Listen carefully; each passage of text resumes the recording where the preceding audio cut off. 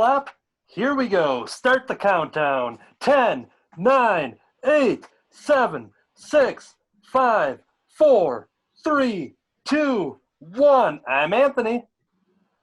I'm David. I'm David. I'm Kirby. I'm Jim.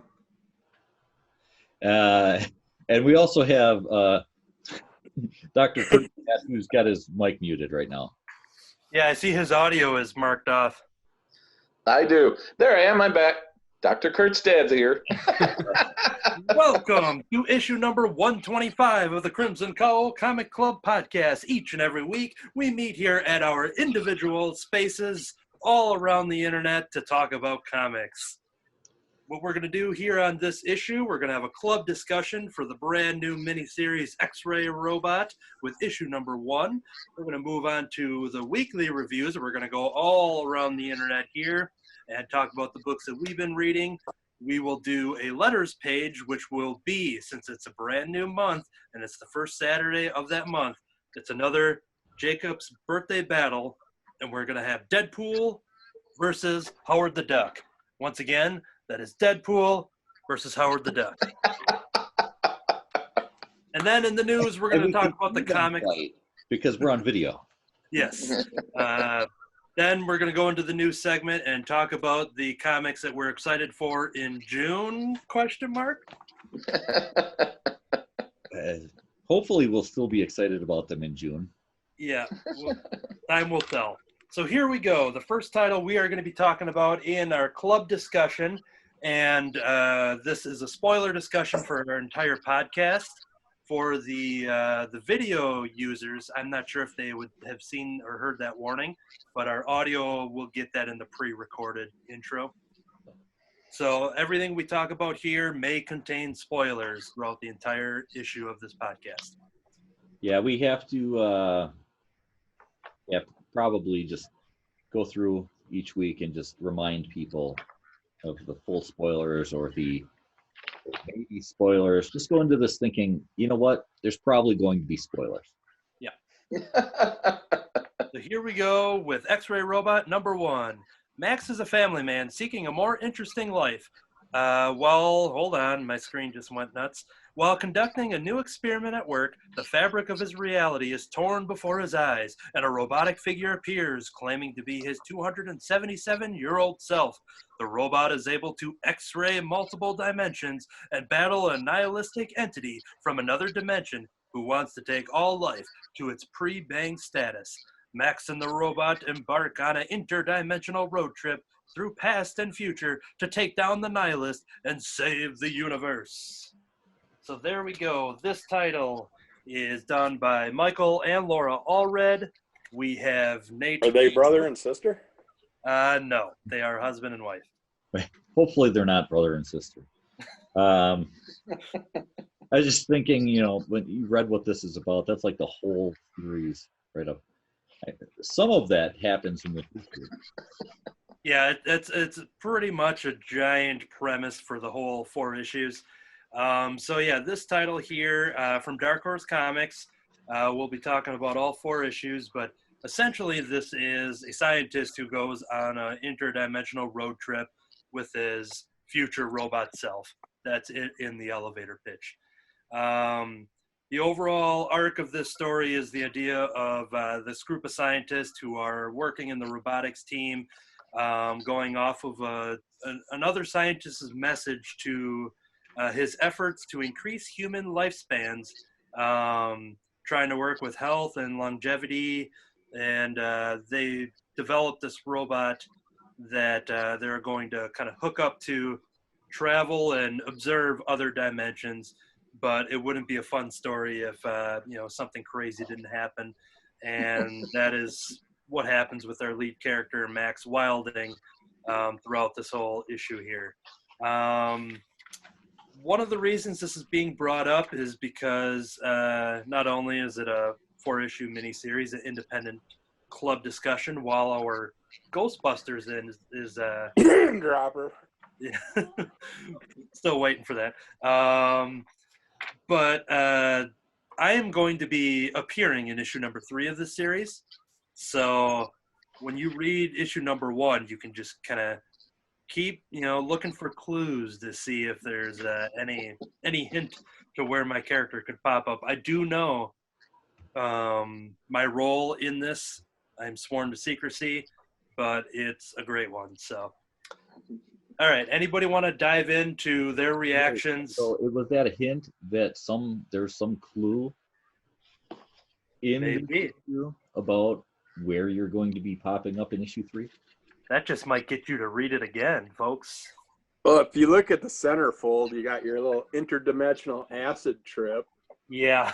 Look in the bottom left-hand corner, you got the Crimson Rider, this naked suit guy. It's going to be featured in a little moonshot with the Silver Surfer in issue 3 or issue 4. This is one of Kirby's fantasies that he just will not let go. So,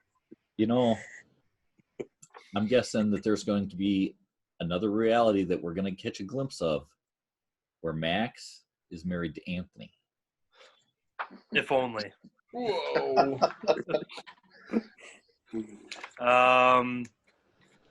I cannot comment on that.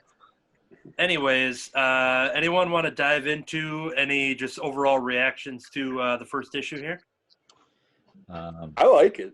I was really happy. I just kind of sad that they couldn't have threw in a 3D glasses for the end of it. Yeah, that was disappointing that they'd have that stuff in here, but it did not. I have lots of pairs of them, but I just don't know where they are.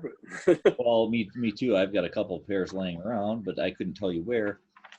If you're gonna do like 3D stuff, a pair of 3D glasses thrown in would be nice. Yeah, and that can't cost that much.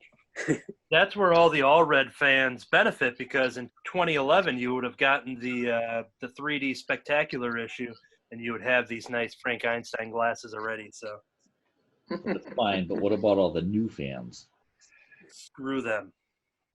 I thought somebody was just bad at coloring. Alienating your fans already. Well, David's gone. Anybody else want to comment on what they thought of the story? I liked how they put together the various kind of multiversal sort of views you got, how different universes were just a touch off of the main universe, and I think that made the story interesting. It ties into a lot of the theories in physics these days about multiple universes. I thought the art in it was really good, helped us draw through the story. There's a lot of interest to it. It was a little bit too busy sometimes. So many things happening, it was a little hard to.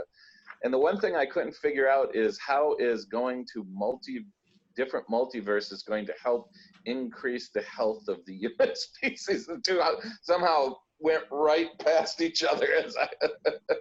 Yeah, and the big thing, like the research that they talk about from Dr. Hubble-Zeltzer, his research and all that, they were just talking about that. I don't think they were. They said, who could have known that his research could have led to this robotics lab? Oh, okay, yeah. So they really don't connect, but it accidentally connected, I think. Yeah. Yeah, it started as one thing, and I think it led to another. Which when we go to the last page and we, throughout the issue, we see Max Wilding, who is the one that's being hooked up to this robot, and they're kind of recording what he sees, and he's kind of tripping throughout the next couple days, and then they do another one right away, and they just jump right into it. And then we just see a lot of like him disappearing and the robot disappearing, and then him coming back, and then the robot comes back, leading to the end page when the robot shows up, introducing himself as Max Wilding from the future, his future self. And he goes, I've witnessed what could be the end of mankind, and I need your help to prevent it. So this whole study of trying to, benefit life or, heal life and research life just turned into some almost way to end it in a way, based on some villain we have yet to meet. So, well, that's oh, go ahead. Well, I was just going to say, I thought it was more going into the future. I didn't know it was alternate universes. Yeah, so what Kurt's dad had mentioned, where we see little glimpses of it, So right before Max takes his initial trip inside the robot's head, his family shows up, Layla and his 2 kids, and they want to be there for that moment. And when he comes back from it, the Marnie, who is the female scientist who is working on the robotics team, greets him with a big kiss, and he's kind of freaking out, just being like, what's going on here?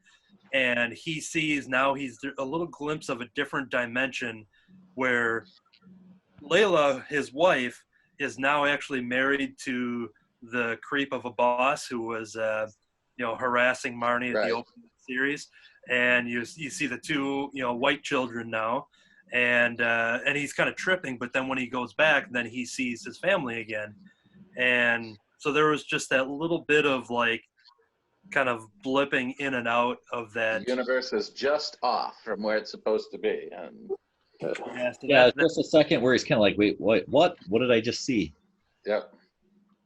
Yeah, I thought one of the most intense scenes is when the robot comes back and he suddenly is ripping off the outer part of the robot because he's inside, and he's totally freaked out by the robot has now become one with him. He's yeah, it's like this Venom type goo suit that just kind of like he's peeling off of himself. A goose suit? What's that? What's that? Was that a goose suit? A goose suit? A goose suit? The goo. Goose suit, Ryan. But yeah, it was very trippy. There's a lot going on, as Kurt's dad has mentioned. But yeah, I guess for a 4-issue series, they basically didn't waste any time to just get right into, like, here's your world, here's your crazy trip, here's the threat at the end, then they're just going to jump into the adventure right away. So, Jim, let's jump over to you. Any thoughts? Well, any things are happening like in a blink of an eye. Like, it's not like he's actually traveling. It's just like he's like experiencing both at the same time, but then all of a sudden he's just like switching back and forth. It's not like he steps into the robot, goes one, and then comes out in the other. It's after the goose scene, he's like, he sees his boss and who he thinks is his wife kissing. He yells no, he goes and punches the boss, and then his wife in a different suit is pulling him off the boss. And it's like not even traveling through the robot. And I was like, whoa, this is really strange. And then you see it kind of another goo tentacle scene with the robot. It's like, oh, okay. And in a way, it's kind of like those realities of somehow blended together. As things are overlapping, almost like when he first goes in, as you see the art and everything's kind of just overlapping as he's transforming kind of into the robot and back. You see kind of all this stuff overlapping, where he's left with just the brain, which freaks him out a little bit. Again, we got to point out, as long as we can see things, the trippy spread. Yep. Yeah, and going back to what you just said, you can also see a version of that on the variant cover, which is done by Chris Samney and Matthew Wilson. That's one of the variants there for X-Ray Robot #1. Starting out, this kind of reminded me of an old Star Trek: The Next Generation episode where they were trying to explore this planet that they couldn't land on, so they sent a robot that Geordi was controlling through his visor. Mm-hmm.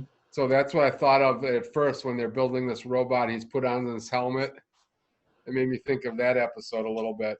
But then this went in a lot different direction than that did too. So. Well, and Geordi started seeing some things that weren't real. He did, yeah.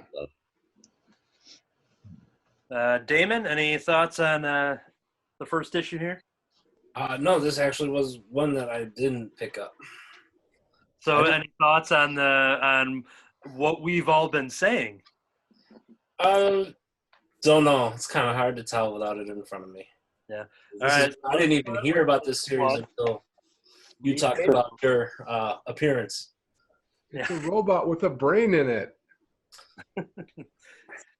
Well, yeah, I get the real impression that something has gone dreadfully wrong, because the concept they seem to be working on is that he would put on the helmet and see things through the robot's eyes. So in other words, he was just kind of remotely controlling the robot, but somehow in the process they're merging, and that's what really trips him out, I think, is that that's not the way it's supposed to work. Yeah, you feel a little funny when your brain leaves your head. Yep. But yeah, overall, the style kind of has a very, I've seen a lot of people saying this too, a very like 60s vibe to the storytelling, Yeah. even though, I think it's still a modern story, but it just kind of feels, it kind of just has that vibe with their, that's the style that they've done with their art over the years, their pop art style, and that really just, for an all red fan, this is like a home run. So that's why I was very interested to, get the opinions of everyone here that isn't, the all red completist. So it's good to see that everyone seems to be enjoying it, at least from the get go. Yeah, as long as they keep these characters and don't bring in any weird characters that ruin the story or anything. Yeah, like, like any just, shaved head kind of dudes. Anybody who just pays to get into that. Yeah, you don't want that, cheap gimmick. Maybe the villain isn't introduced until issue 3. Yeah, that's why they pumped it up from 4 to 3, so they could. And then for all the all red people out there, this does exist in the Mad Maniverse. Don't know what the connection's going to be, but what's good about this is that it exists as its own story, and I'm sure that whatever it's going to include, it might be a nice invite for those that haven't read Madman. But I think it'll be able to exist on its own as well, so that would be cool. I do have to say I was a little surprised because you get everything that I've seen. The robot looks like that. He looks like that initially, and then you get this different, more human-looking face to it. When he comes back at the end, and it's like this version that is saying that he's Max and that he's been traveling around or whatever for 277 years. And you see the face is a much more humanoid looking face. Yeah, he's with definitely the brain exposed. Yeah, he's definitely got the lips that Allred drew for like Silver Surfer. He has that, it's a non-robotic, facial feature there. Yeah, nose and everything too. I guess I shouldn't say. I assume they'll both form together eventually. Over it. But there's 277 more issues of this series there, to collect it. So this club pick will last us for a while. So. Yeah, I think that much like some other club picks, like Doomsday Clock, we'll probably have a number of months possibly in between issues, at least the first 2 issues. So yeah, because of everything going on. Like I said, We'll have to review number 1 again. There we go. I've actually read this about 4 or 5 times just because I really like it. So. Well, at that point, just before, we'll still be reading back issues, things that we've already read. And so that'll fit into that. It'll be a nice transition from reading the back issues to reading the new stuff, as we're reading a back issue of X-Ray Robot right before reading the new one. All right. I think that will do it for issue number 1 of X-Ray Robot. And we will move on to our next segment. So for everyone watching the video on the YouTube page, you're going to see how that fun transition happens. Because now I'm hitting stop on the audio recording to save it. Very exciting stuff. And we can say this is the transition on the video version. Otherwise, we'd be taking a book like the previous magazine and flipping the pages to get that sound, which some people listen to and aren't quite sure what that sound is. Yeah, I remember when that was brought up, and Eric thought it was like something about like a bong or something. And I'm like, what are you talking about? Actually, that was supposed to be a temporary sound effect until we came up with something better. And, that may have been me. Well, I think it was 2 people, because I know Eric said it too. So. When you get multiple pages going, it just sounds like you got that bubbling effect. I wouldn't know. I Oh, wouldn't come on. know either. You listen to all Plead the Kevin fifth. Smith's podcasts and you don't know nothing. I listen to his words, not the background. Okay, so I am hitting record on the audio again, so we're going to jump into it. Here we go. Welcome to the weekly review section. We're going to go around the digital voices here and talk about the books that we've been reading. I really got to nail that down and remember we're not around a table anymore.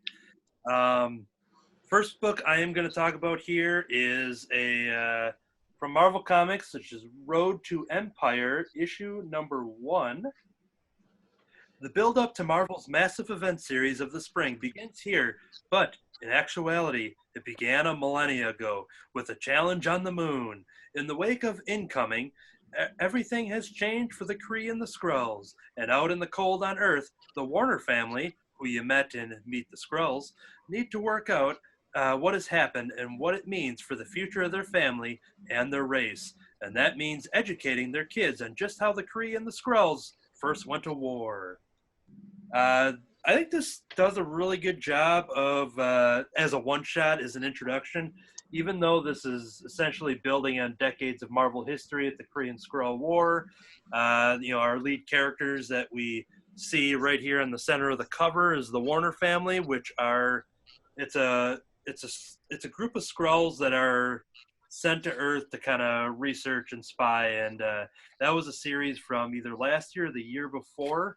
It's a real good kind of standalone miniseries, which I didn't at all expect to now be expanded, into this series. So that was a cool little intro or surprise there. But even if you haven't read that, you kind of get that understanding. But it is just a long. It's basically like a nice Cliff Notes version of the Kree Skrull War and all this stuff, and I think it does a really good job explaining it. I think there's a couple different art teams working on here because you just kind of jump into some of this, and when you see when you see some of the old stories, you see a certain style of art, but then when you cut to the story being told from the Warner family, it turns into a more just kind of real photorealistic type of style. So I do like the balance of that because you really did get that transition of where and when you're reading from. And again, they do give the recap. So if you didn't read the miniseries, and so you've never met this family before, they give you that brief recap of that. It just kind of flips through some of the history of the Kree Skrull stuff going on. You get a little Captain Marvel in there, and they kind of bring you up to date on some of the things that have happened between their races over the years. Yeah, and it's very interesting, for a war of these people that were, working, fighting against each other. It's interesting how this story unfolds, and it takes a different viewpoint. So that's all I really want to say on that. I thought it was an excellent issue. I think it's a good introduction for those that, are somewhat familiar with the Marvel Universe. It might be a lot of information if this is your first Marvel comic, but also I think just as a story of races, alien races, and how they've differed, and I think it does tell a good story that way too. So yeah, that will be Road to Empyre with a Y, issue number 1.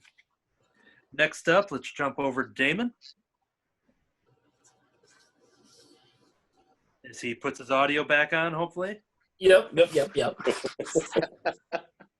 I discovered this series, by accident. I've been reading a lot of hack and slash and zombie tramp, and I'm in YouTube channels and forums looking for titles that are similar, that I can get into. And I heard several people mention this series called Tarot, Witch of the Black Rose.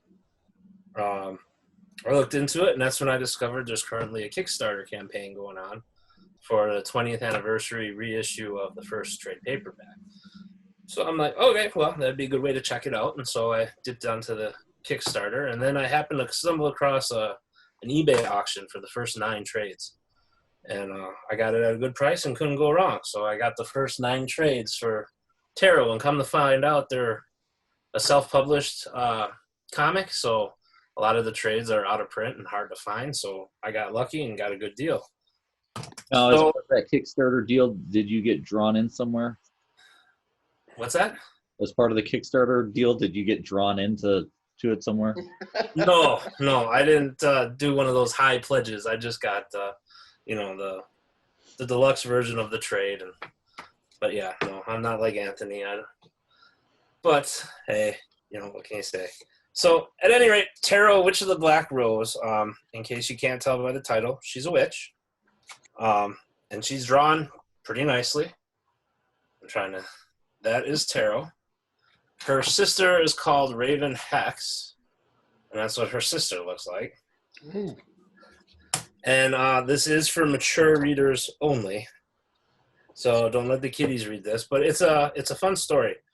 In the first trade, it's more about Tarot is the good witch, and her sister is kind of the bad witch, and her sister wants to use a spell to bring back their father.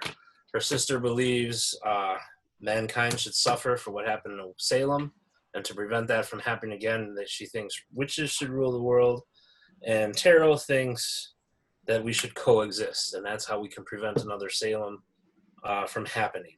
And so the first trade is her sister trying to bring back her father and cast these spells in Salem, and Tarot trying to stop it. And that's where she meets Cemetery Man, which is a guy who guards a cemetery because he has the ability to see ghosts of the dead, and he can track their bodies and that. And her and him, Bruce Willis. yeah, start to form. Like, here's a good picture of what Cemetery Man looks like. He dresses up to scare people out of the cemetery. And Cemetery Man, is that with a hyphen? Don't know. Okay. No, I don't think so. I think it's just one word. How he spells it. Or they call him Skeleton Man, 2 words, not Cemetery Man. My bad. Anyways, he kind of bases these characters off of himself. The author and the artist is Jim Ballant, and he used to, once upon a time, work in a cemetery. And his wife kind of looks like Tarot. On the back, here's a picture of his wife dressed as Tarot and him dressed as whatever I just said. It's not Cemetery Man. Skeleton Man. Yep, Man. thank you. Skeletor. The art is good. There is some nudity in it. A lot of action, a lot of cool creatures. Like, here is Skeleton Man in the cemetery with a bunch of the ghosts.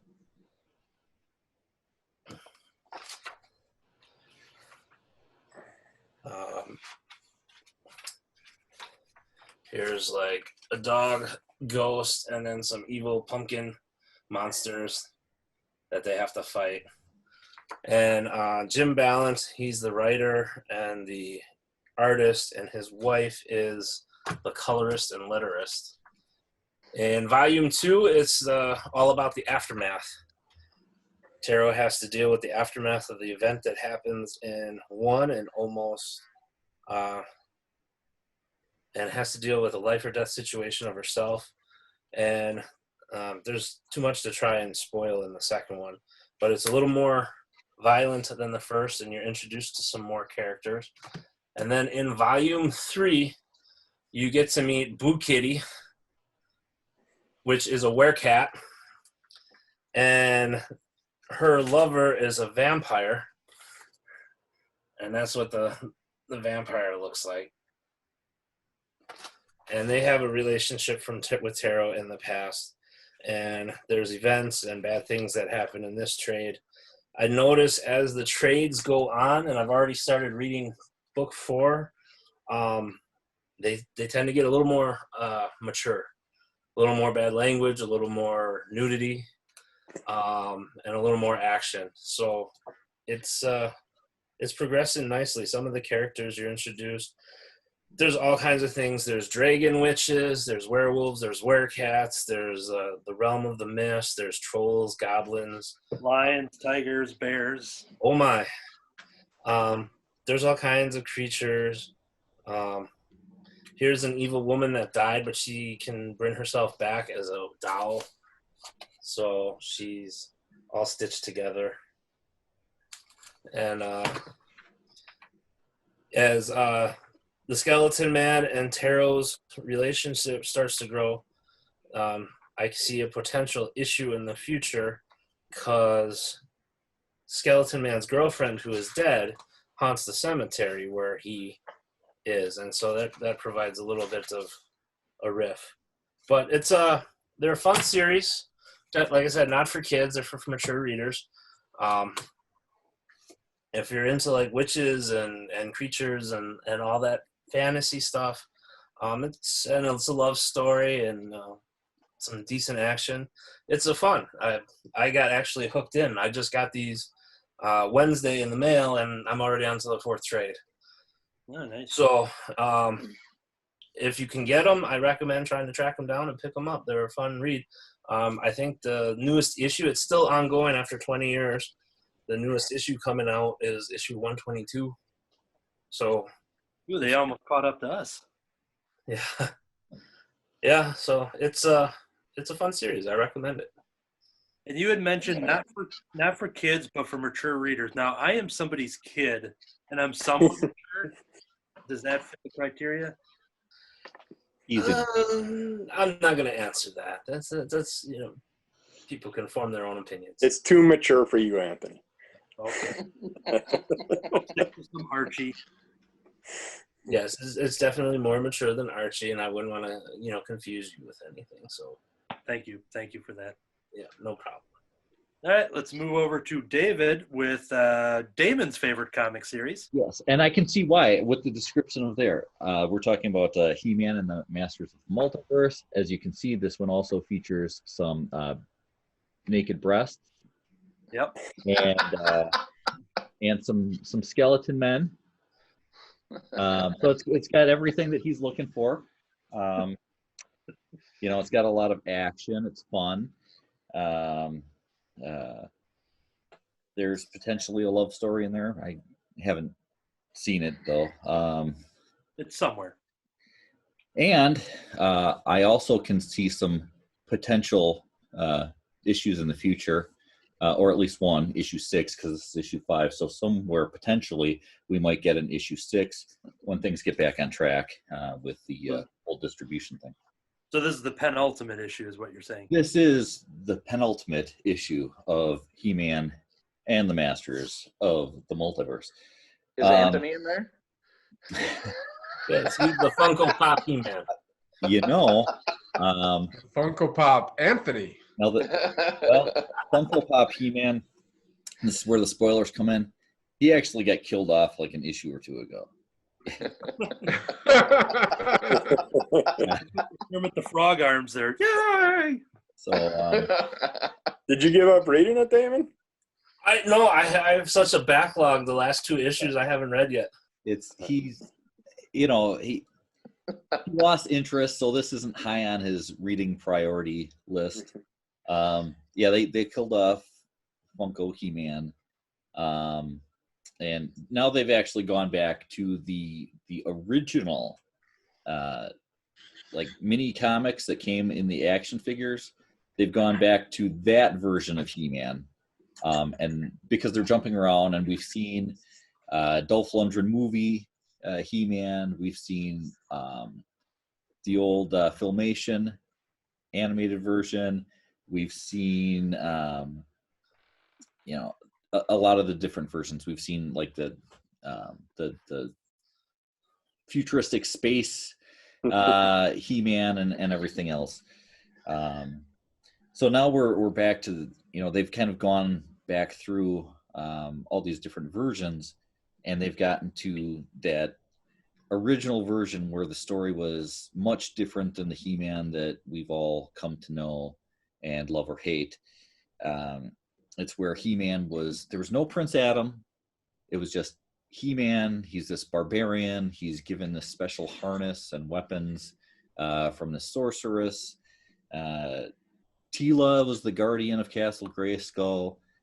Skeletor, while they've kept some of his stuff, initially he was just this evil person who came through this barrier from some alternate reality, not in the form of an X-ray robot, but X-ray like in that you can see his skull.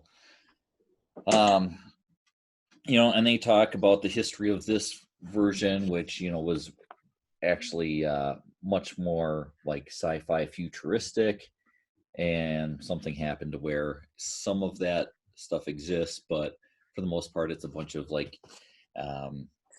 half naked villagers and barbarians and things like that. It's always great when my wife walks in as I'm talking about half naked people. Yeah, very curious. Okay. She's curious. There you go. You know what draws her now. There's this coffee. Yeah, I'm actually getting coffee delivered to me now, not just yelled, down the stairs or whatever. Okay. All right. Bye. Bye. Bye, Tammy. She never wants to come down here and see you guys when you're here, but she'll say hi and goodbye to the whole internet. Now, Yes, they pretend they don't want to be part of it, but deep down they do. now you had mentioned He-Man. Is that with a hyphen? That is with a hyphen. With He-Man. And so the story is going along, though. You've gotten rid of the goofy stuff, that Damon didn't like about it. They get a little bit more serious. They're really trying to they're in a race with this anti-He-Man person, who's actually, you get all the anti-people kind of show up in this one. So as you see, as we're leading into the next issue, and we've caught glimpses of them before, but going into 6, we'll be going back to this hero who's in here is like a good version of Keldor, Skeletor. He's halfway to being Skeletor because we recently saw him lose half of his face, and so now he's halfway to being Skeletor. But this is like the good version of the person that Skeletor would be, as opposed to this anti-He-Man character who's like an evil version of He-Man. Evil He-Man is trying to get all the different swords of power from all these different realities, and somehow this is going to help him destroy everything or lead everybody to the anti-truth. So they're kind of in a race, and at this point they think that he's gotten pretty much all the power swords that he could collect, and they don't know what to do. All the people that they've come across, all the various He-Men, tend to get killed off in all these different versions. So far, the anti-He-Man has been able to win every issue. He's won. He's collected more power swords, and it's to the point where the good guys just don't seem to stand a chance, and things just keep getting worse and worse and worse. So we'll see what issue 6 brings us. We'll see if the new hero that is introduced in this series can defeat his nemesis, possibly with the help of the original He-Man. But that remains to be seen. Issue 6 coming sometime in the future. All right, let's move over to Kirby with the next pick. Okay, I went back to 1972 this time. Oh, you're getting a jump Whoa. start on the back issue thing. Yeah, Midnight Tales #1.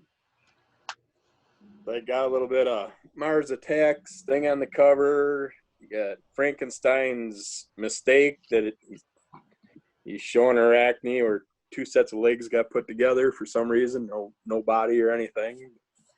Yeah. But you go inside and there's a little story about, well, it starts out with a professor and a younger gal named Arachne. He's like a scientist that was on a mission with her father. Her father got killed off. There's an giant arachnid that's part of a curse. And she has the power where Arachne is an older woman, was able to weave a web, like a scarf or something. It would be woven from a material that attracted this giant spider. So she weaves one. He has her weave one to give to a guy that he doesn't like, and instead she accidentally gives him the normal scarf and gives her stepfather the one that she woven, and the spider attacks him.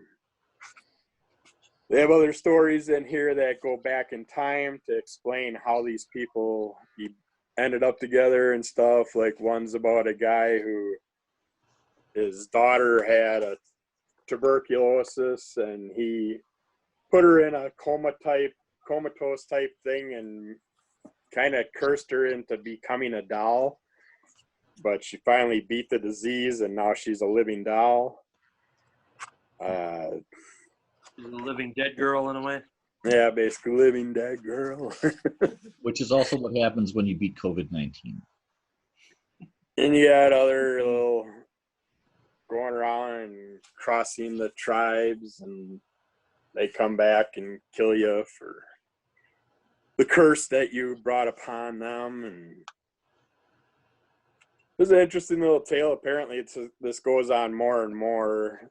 There is the one where a guy's hunting down this lady that's like a tiger creature.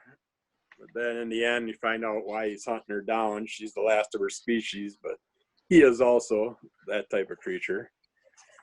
So they get together in the end. But yeah, this was a fun little going back in time, Tales from the Crypt style, old horror story. It's always Definitely a good fun read. It's always funny how these different books, connect to each other. I mean, I had giant tiger creatures in my country. Yeah, it seems like almost every time we do something like this, a couple of them just pop together. But yeah, I like going back in time into the Silver Age and see what I can find. Okay. We'll move over to Dr. Kurtzstad with Just Imagine. Yes. And here's my cover, if you can see this. You'll notice that this is the Justice League as Stan Lee has kind of envisioned them. What this is all about is Stan Lee and a group of really high talent artists all coming together and reimagining what the DC universe would look like. And it's interesting how Stan Lee did this. He both took some characteristics from the DC universe, but added a lot of things that you would find in the Marvel universe as part of how he reimagined each character who's part of the Justice League. So to give you an example, Green Lantern gains his power through meeting up with the Tree of Life that looks a lot like the tree at the center of Asgard that joins with him and grants him the power to alter reality around him. The Flash is a young woman whose father is experimenting with time and ends up with being able to speed her up instead, and she ends up, that was the one picture they didn't have on the cover, is what the new Flash looks like. I'll see if I can pull that up. Here she is. The Flash goes out and gets kind of a motorcycle uniform and puts that on as her new costume to hide who she is. The stories are fascinating, how he reimagines the DC universe. The art is really interesting. Kind of goes back to the early DC sort of color and design almost as it does things. And I just found it a really interesting thing. How would the DC universe be different if Stan Lee had written all of them? And for anybody who's into the history of comics, this is just a really fun read. So go out and get Anthony. I know read it too. Any word from you, Anthony? Well, I've had the omnibus for a while because I got it on a big deal a couple years ago at a con, but I've never actually cracked into it yet. So I am excited. You know, I might have some free time to read some comics. That could be. Yeah, this was just volume 1 I got. I have to then, or book 1, I'll have to pick up the rest of the books in the series. But this introduces all the main characters you would find in the Justice League. Batman, who looks a lot more like a bat than normal. Wonder Woman, Superman, Green Lantern, The Flash are the 5 that you find in this particular first volume of it. And some other stories in the omnibus for the full collection include, with Robin, Shazam, Aquaman, Catwoman, Sandman, and then even Crisis. Yes. Crisis. That would be interesting to see how he reimagines that. But yeah, and I think it's just a neat sort of, we see them constantly as competitors, but they also in many ways have worked on various projects together and been open to interpretations from each other as they look at their own characters. And so this was just a fun read on what would Stan Lee do with all these. Definitely a cool concept. And did we hear about the 16-year-old kid that played younger Flash passed away? No, I hadn't heard that. It was on Bing when I was just on earlier. They didn't say what he passed away of, but he Who's passed. I don't have my computer on right now. He's 16 years old. He played the younger version of Flash on TV, on the Netflix series. Like on the CW shows? Yeah, when they went back Also, in time Kid and Flash. stuff. Yeah. Really? I didn't know that. Logan Williams Okay. Logan Williams. died at 16. Mhm. Huh. Wow. And I see Anthony is now donning my ventriloquist doll's hair that I threw away. Toupee. I grew this during the the quarantine. Time warp we went through. Forgot to shave for a day or two. All the barber shops are closed. What am I gonna do? All right, Go let's with it, Anthony. move Okay, over so to- just looking it up to be a little bit. Yeah, sorry about the bad news. I just assumed everybody might have heard. So what we're talking about there, this is not who played Kid Flash, but who Not Kid Flash. played a younger, version Barry of Allen. Oh, okay. Okay, the younger version of Barry Allen. So it's the Barry. one that played the kid, like when Barry was a kid. Right. You get that. So there we go. That doesn't lessen, that somebody died. Yeah. I'm just making clear Who it was, yeah. we're talking about. All right, let's try to transition over to Folklords. Folklords, that's me. Okay, You personally. the gloom. Yeah, I am the Folklord. This is the number 5 in this series, which is the end of this series. It is about a young man named Ansel who is undergoing the trials of adulthood for his culture, and as such, he has selected to find the Folklords, who are a semi-mythical beings in his world, which is a basic medieval European fantasy realm. And all his life, he's had visions of these strange beings from another realm. And as such, he dresses in trousers and a button-down shirt and tie and blazer, where everybody else is wearing tunics and leggings and, your medieval folk clothing. And he goes on his quest to find the Folklords. And along the way, he's joined with several companions and who are humans and elves and orc-type creatures, and they go to find the librarians and the library and discover that can be known about the Folklords.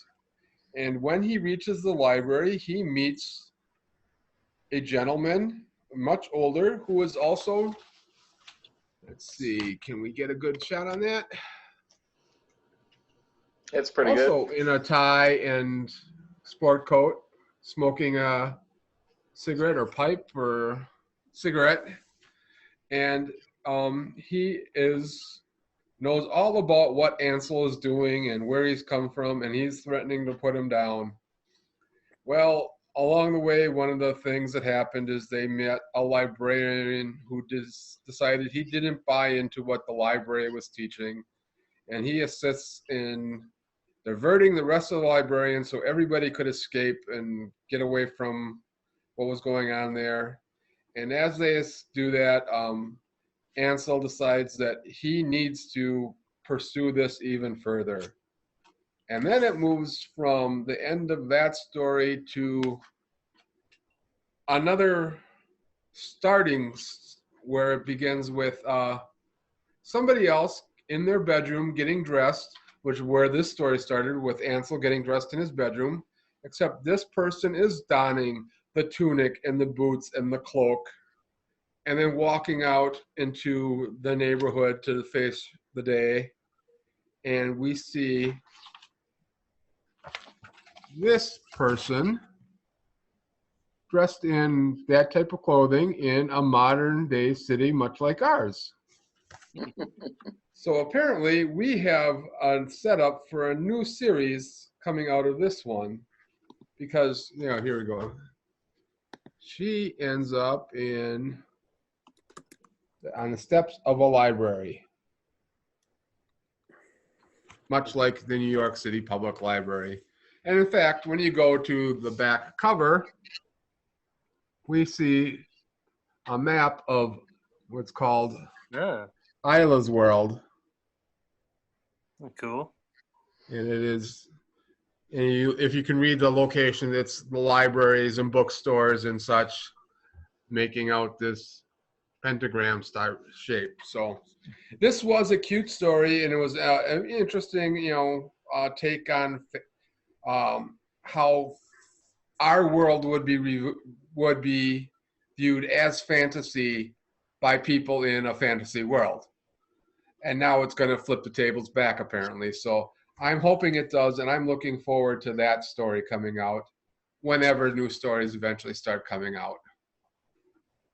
And this was, again, Folklords from Boom Studios, and the author was Matt Kint, the artist was Matt Smith, and colors by Chris O'Halloran. So I'm sure he never heard this before, but Matt Smith, the Dr. Matt Smith? That's what I was wondering. Probably Maybe multi-talented. Yeah.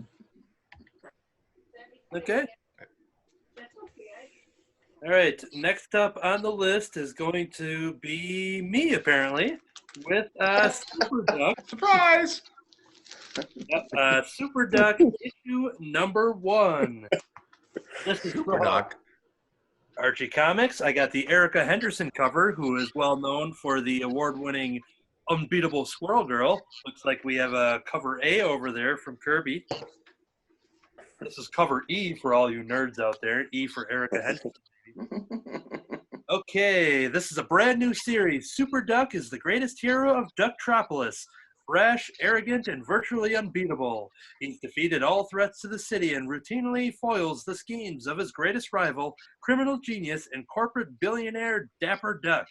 But now, 3 years later, Super Duck has fallen on hard times, down on his luck, and with his superheroing days a distant memory, he is reduced to appearing at comic conventions for measly appearance fees. So when he's approached by a rival of Dapper to be his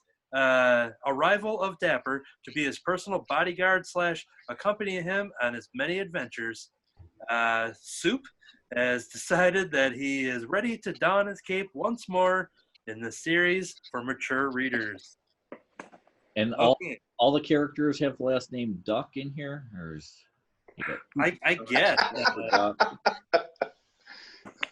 Now, does Super Duck have a hyphen in it? Great question. No. Okay, so what's really cool about this is that the whole time I'm wondering, is this really a brand new thing that's never been done before? Well, Super Duck actually has been around for quite a while. I don't know if it was like the 40s or the 60s. There's some issues. 40s. 40s? Yeah. Mid 40s. I looked and I'm just like, okay, even though it would be an issue number 1 back when it came out, is anybody clamoring for Super Duck number 1? And yeah, it was pretty high up on eBay. So I'm like, okay, I'm not going to buy it. So, But I know I read at least something like this before. really? And I'm guessing it was in my grandpa's pile of comics, and I'm trying to find out if I still have it, because I could have swore I had some type of duck style comic in my Silver Age or earlier collections that I'm trying to go through. But yeah, I know I've seen something like this a long time ago. But yeah, I thought this was a lot of fun, a lot of action. There's just a lot of good, like, kind of jokes. There's a scene where Super Duck is he's fighting this big robot in the opening scene, but he's going through this like apartment building, and each floor of the Kirby's got it there. You see some ducks are robbing the place. They've got like a big screen TV, and then there's maybe some mature stuff happening in a different level of that house. And then basically got Duck Mistress going on there. Then there's another one where there's just a guy playing video games, and then there's one that's running around in a Super Duck mascot costume, and he's got a bunch of like collectibles, and you can see a Mario and Luigi down in the corner. Says the gloom has started screen sharing.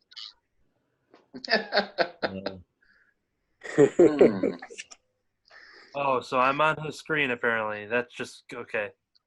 A lot of stuff is happening here. Yeah, I'm not sure what's going on right now. There's Daffy Okay. as Super Duck.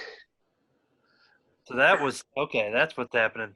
Okay, so somebody's doing some screen sharing.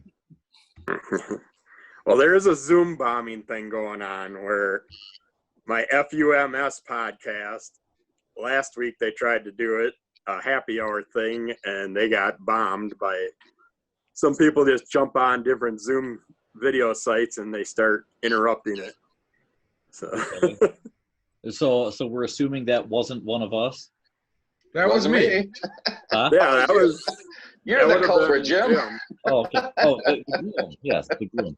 Jim's the gloom. Boom. I mean, He's okay. not under Shelly's MacBook Pro there. Yeah. Or Shelly's iPad. Well, I thought that would have been interesting if Somebody somebody changed his to like- Shelly's MacBook Pro. hacks into our Zoom meeting here, and they're playing along by putting up pictures of Daffy and.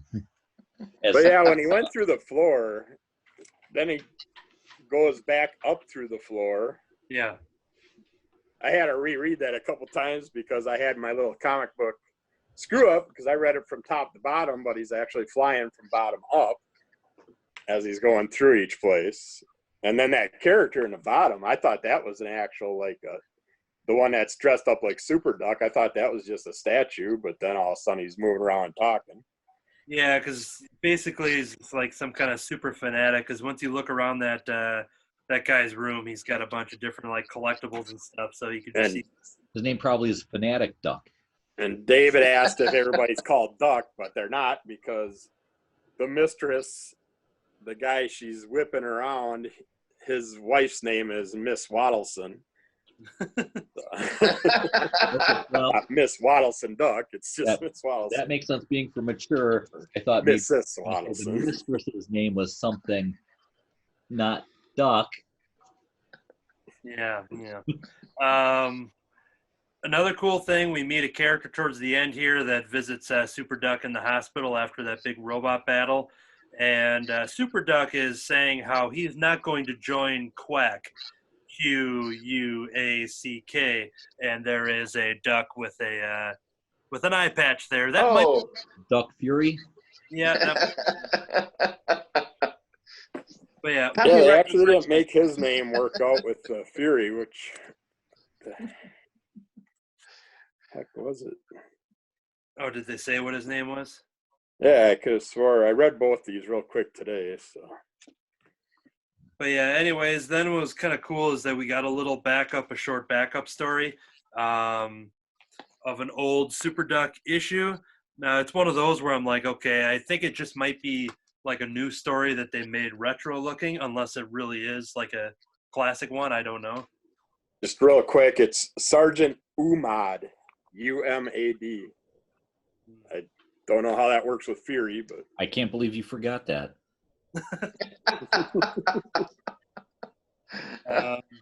I'm a little umad that I forgot that as well. Yeah, yeah, it's nice having that extra little comic in there. But yeah. But anyways, that was a lot of fun. You don't need to know anything about it. It's good, lighthearted fun. It's done by Archie Comics. Has nothing to do with Archie Comics. It's just its own. Yeah, it doesn't feel like Archie. It feels a little bit like in the past. Archie has published Sonic the Hedgehog and things like that. So it's just them doing other comics. It's like how Marvel does Star Wars or something. So I was going to say, I know Kurt has a copy of this here as well. He's got a bunch of them, and I don't think he's planning on picking these up until this whole, coronavirus deal is over with. So, if I somehow run out of back issues by the time this is done, we can also start a segment on Kurt's comics, where I'll just go through and start reading his stuff that he's got left on the rack. Kurt's comics reviewed by David. Or I'll take the other comics that people haven't been able to get, and I'll just read them to them, and we could do that like a thing where like Katie's got a few here. I think Caleb hasn't been in for a couple of weeks. I can just spend time on video reading, showing the pages. And yeah, it'll be like reading Rainbow. Yeah. David's bedtime stories. And then we come back around to Jordy. All right. See, everything's Okay, we're going to move right over to Damon with Conspiracy Alien Abductions. Yes, last month was Conspiracy Area 51. This is the second issue, Alien Abductions. Pretty interesting issue. Even though it's plural, we're only following the abduction of one person. And he's not exactly the perfect guy. He's kind of not too bright. And you start off with him in a hotel cheating on his wife with a prostitute. And he sees... Sorry, if it's alien abductions, but it's only about one guy who's been abducted, is he abducted multiple times? No. But it kind of ties in. Anyways, he's getting busy with his lady friend there, and he sees this flash of light outside. So he thinks it's his wife sending a PI to investigate. So all intelligent men do, they go outside to investigate, and that's when, boom, he gets abducted by aliens. When he comes to, he's looking through his eye, but he sees his eyes are not attached. Like on the right side here, you see this nice thing. It starts in black, and it slowly comes down to just a single eyeball. And on this side, you see his eyes are actually sitting right here on the table. And all of his organs have been removed, but they're all still connected as part of an experiment. Yeah, that happened to me last week. It's not fun. Right. Anal probe? No, that is fun. That's why he started the episode wearing a mask. Getting a strange look at me from my wife. So business as usual. Anyways, stuff happens to him on the UFO, and he comes back to Earth. He gets picked up by the police, brought into the hospital, and that's when the Men in Black pick him up and take him. And that's where we see the connection to the first issue. At the end of the first issue, the people that snuck into Area 51 are trying to escape, and they see these humans that are being experimented on, and one of them tries to call his wife. And himself answers. You kind of see what's going on here. I'm under the impression that they're picking up the people that were abducted because aliens put implants in them. And if they can extract them implants, they can try to learn more about their technology and advance our own. But in doing so, they have to replace the person that was abducted so the family doesn't come looking for them. So I think what they're doing is they're making clones and sending the clones home to take the place of the abductee who they're keeping locked up in Area 51. At least that's my guess.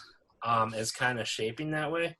We'll know more in what would have been the issue coming out this month called Men in Black, but that'll be postponed to whenever life returns to normal.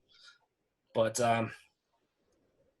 it's interesting. I don't know if it's as good as the Illuminati series, which was the first arc of conspiracy. It depends where it goes. But it's definitely got me interested. I'm going to finish the run, and it might turn out to be really good. This was kind of like that iffy in-between issue. So we'll see what happens whenever we get the next issue. All right. Next, we are going into the Vault of Evil with issue number 11. All right, I got the Vault of Evil, number 11 from 1974. I checked this one out because of the vampire on the cover.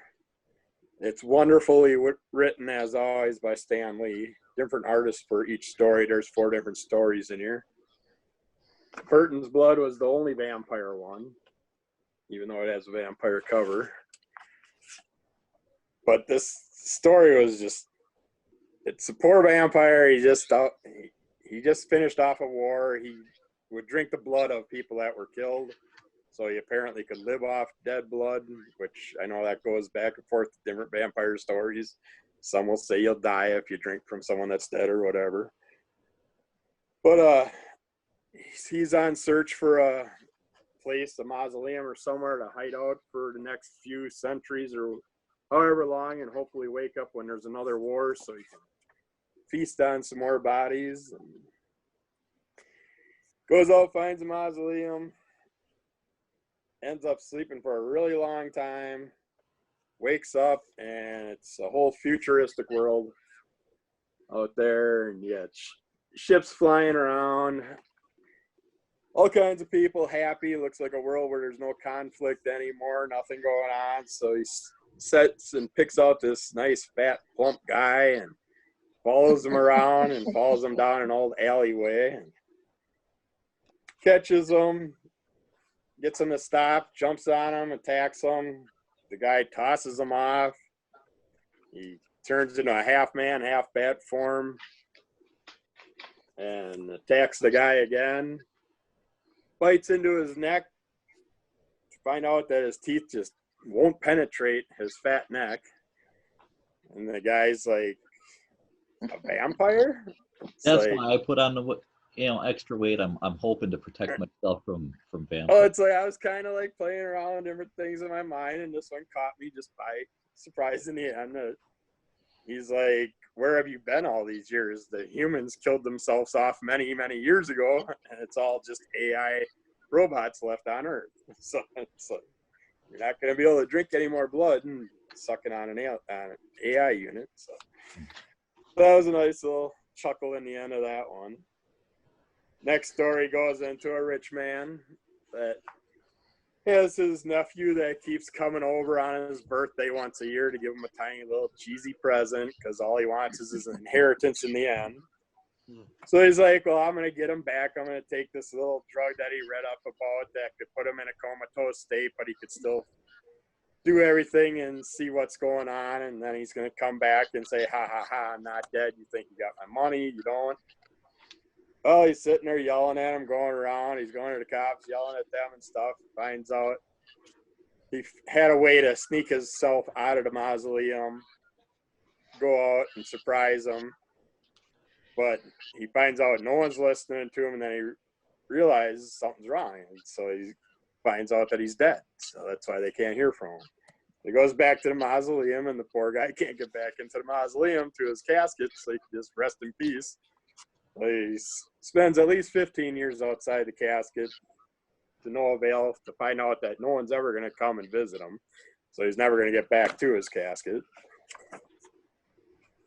And then the next story is about a guy that goes around a tribe and sees a tribal member with a very big stone around his neck, and he's like, well, you shouldn't be carrying that around. Someone might steal it from you. And he's like, well, you don't want to steal that because it's got a curse upon it and all that. The guy spends the night with the tribe and steals the gem, of course, and goes running off. And everywhere he goes, it just keeps raining and raining and raining, but it's only raining over the top of him to the point where he ends up, his truck gets sucked into the dirt. He gets sucked in and ends up realizing the only way he's going to get out of this is by going back and facing the tribe. So that's the end of that. He basically goes back and hopes that they'll be merciful to him. And the final story is about a guy that comes across a genie bottle, ends up using up his things, and then deciding to take over the genie's position and become the genie himself, but doesn't realize that he's going to be stuck in the bottle then until someone else finds him, and he's stuck in it for many, many years. But a guy finds the bottle, and it's in a mud pit, and he uncorks it and doesn't see the genie down in the bottle, in the dark parts of the bottle. So he just walks away, and he's like, great. So he waits till the guy's gone. He sneaks out of the bottle, and then he decides to take over Earth and just gradually take over each country with his little military robot, giant robots that he puts together. And then he gets bored because he took over all of the world. And so he decides, I'm going to go off and look for other universes and other planets and stuff and conquer them. And as he starts to leave our atmosphere, all of a sudden the spaceships start disappearing, and he finally realizes that his powers are limited to Earth's atmosphere.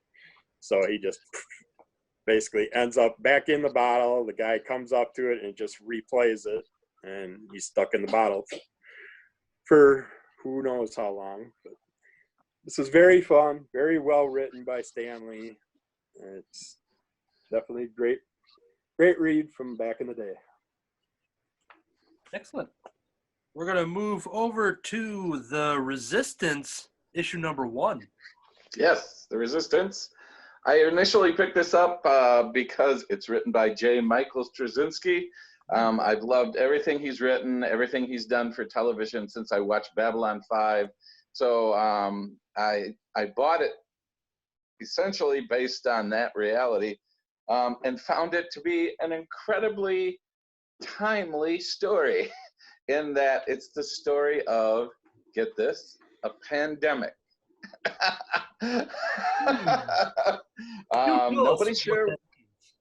Nobody's quite sure where the pandemic came from. Was it from a country on Earth? Was it something that was frozen in the Antarctic for years and because of global warming was set free? Was it from outer space? But for whatever reason, the virus is 95% fatal. And so there's scramblings to isolate it, to keep people out, to treat people who get it, but everyone who comes into contact with it, except for 5% of the people, dies of the virus. Those 5% owned all the toilet paper. Well, strangely, suddenly, it stops. Did it burn out? Was it, nobody's quite sure why. Suddenly, the virus just disappears. In the wake of it, there's a big political struggle about who's going to take over. One of the candidates is convinced that in the light of all this, we have to isolate the country totally from everyone else in the world. We have to close our borders totally to anyone coming in. Kind of introduces kind of a draconian sort of approach to handling the entire society. And as we come near the end of the first issue, he's arguing with one of his people who is a part of his cabinet, who says, we can't do this. This is not the right thing to do. The president says, well, if you feel that way, then I guess you'll have to resign, and we can take it out in the public. And as he leaves the president's office, he's kidnapped. We don't know by who, and taken away by people in dark hoods. Now we find out just a little earlier in the story why the virus actually did stop. It's because the 5% who survive all receive powers of various kinds. And one of the people used their powers to eradicate the virus. So now we get the impression that the person who was just grabbed, the president knows this 5% is out there and is now eliminating them as part of his presidency. And the very end of the story goes like this, that the one woman who's kind of at the center of this whole story is looking out the window and sees him taken away. And it says, but one person knew what had happened and why and what it would mean. For the country, for the world, for her, and for others like her, the lucky few, the 5%, the survivors, the discards, the beautiful, the hidden, the hopeful, the lost, the searching, the transcendent, the mad, the dangerous, the resistance. These 5% come from all different avenues and aspects of life.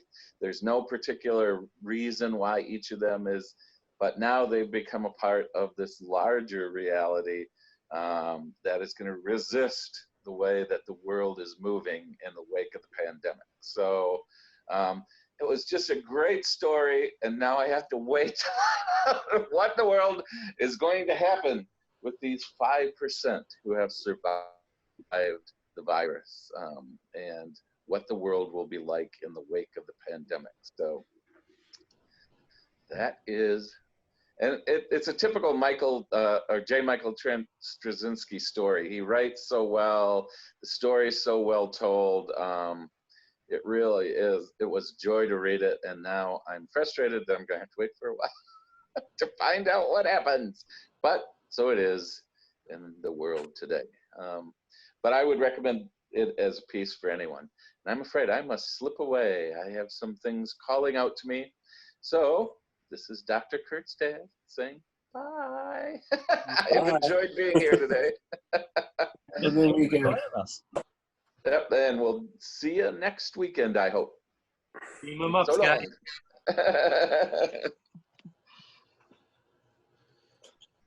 And now we're going to talk about a 100-page giant from Jim. Yes, I have the #1 of the new series from Beyond the Unknown. And this one was interesting to me because when these started coming out, I just put in a blanket order and said, get them all for me. And I didn't even realize that this one would be included as part of the series. So I was surprised when I picked it up. And this one is, it's got 6 stories in it. 3 of them are brand new. And the first one is a Green Lantern, and he is found guilty by the Gloom. So hence your name, the Gloom. Yes. So you were drawn into this book? I was not, but I was drawn into it. Kind of looks like X-ray robot on it. Yeah, the colors kind of do reflect that. In fact, it is kind of trippy. The Gloom are some survivors of a planet that blame their demise on the Green Lantern Corps, and specifically Hal Jordan, Green Lantern of Sector 2814.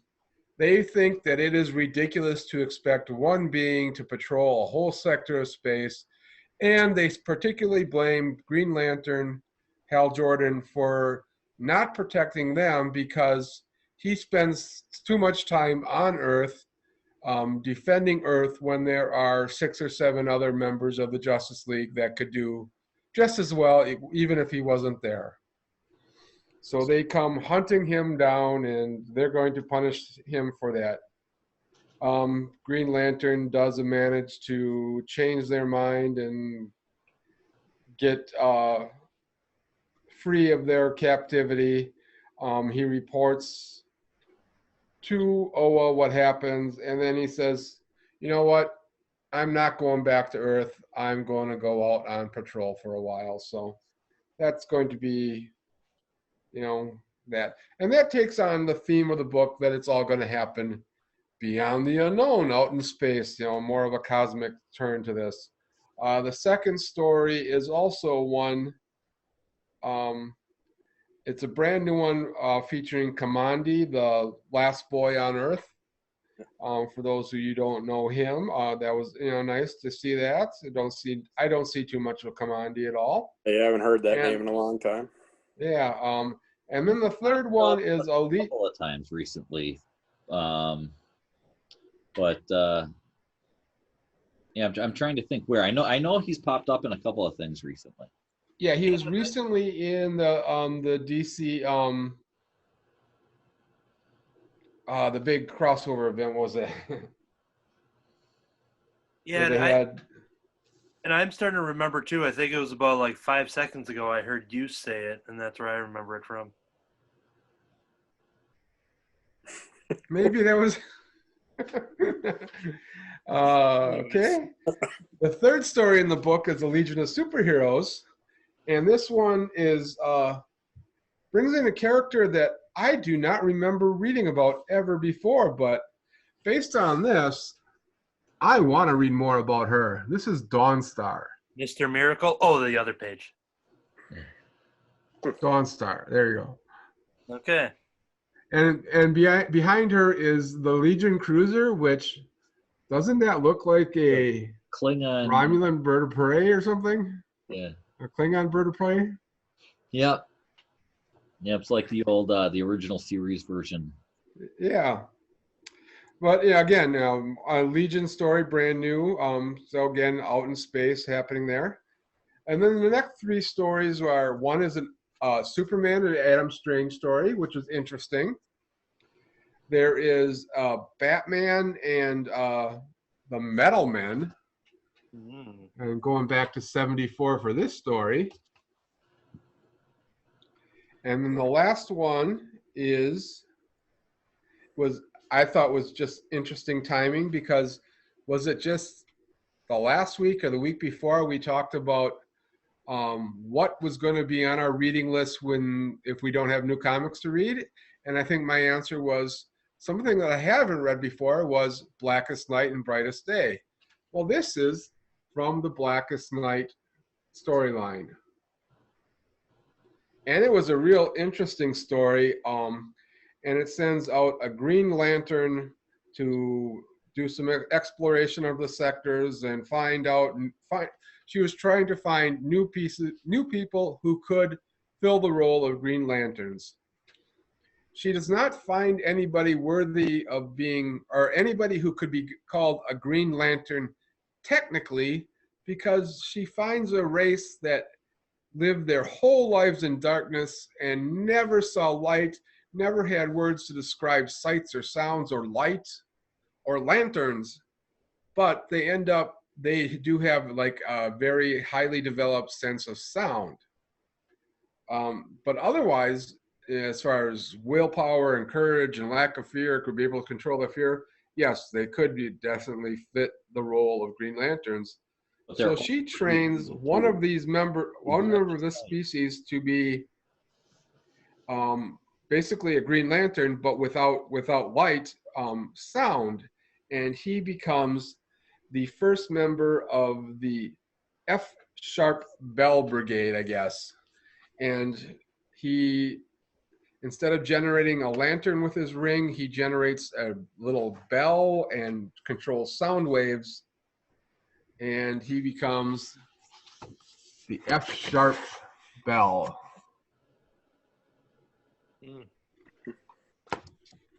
So yeah, that was an interesting story that I had never read. And yeah, like I said, because I hadn't expected it, I was just found it on my stack when I picked them up, and it was very interesting to read these stories for the first time. So that is one I will not be dropping right away on this, David. So keep ordering that one whenever they come back. All right. All right. The next title here, I mean, it's no 100-page giant, but hey, it's an 80-page giant of Whew. Mr. Crypt, everybody. This here is 80 plus pages. So that probably means 81 pages. That is plus a 1. Of giant-sized fun can be found in every Alterna Giants issue. Using a top hat and a mustache for a disguise, Mr. Crypt and his best friend Baron Rat escape and outsmart angry villagers, hunt for vampires, and most importantly, go on vacation. Mr. Crypt is great for readers of all ages. This actually is collecting, I want to say, the first 3 issues of Mr. Crypt, which I own already, but at $4.99 to get it all in one, trade, so to speak, even though I think there is a Mr. Crypt trade out there. Yeah, I think so.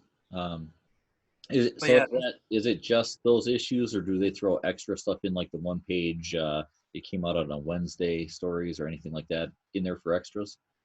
Yeah, so when reading this, at first I was thinking, okay, is this new material? And then I saw some moments being like, okay, yep, this is definitely his origin, and then some other things I remembered because it had been a while since these had come out. So it was a fun reread there. But I don't think there was anything new. But what was kind of cool, it was definitely adapted for this 80-page giant.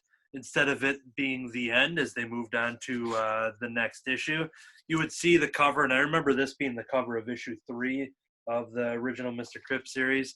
But what was cool is that they added the "See You Again" in 2 pages. So they had that as the teaser. So they did add that at the end of each issue to accommodate this new collection.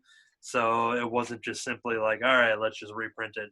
And, they put a little in there. So maybe there was some other new bits, but it definitely felt like it was the first 3 from what I remember. But it's definitely a good way to pick it up at a pretty good price of $4.99 if you're late to the game of Mr. Crypt.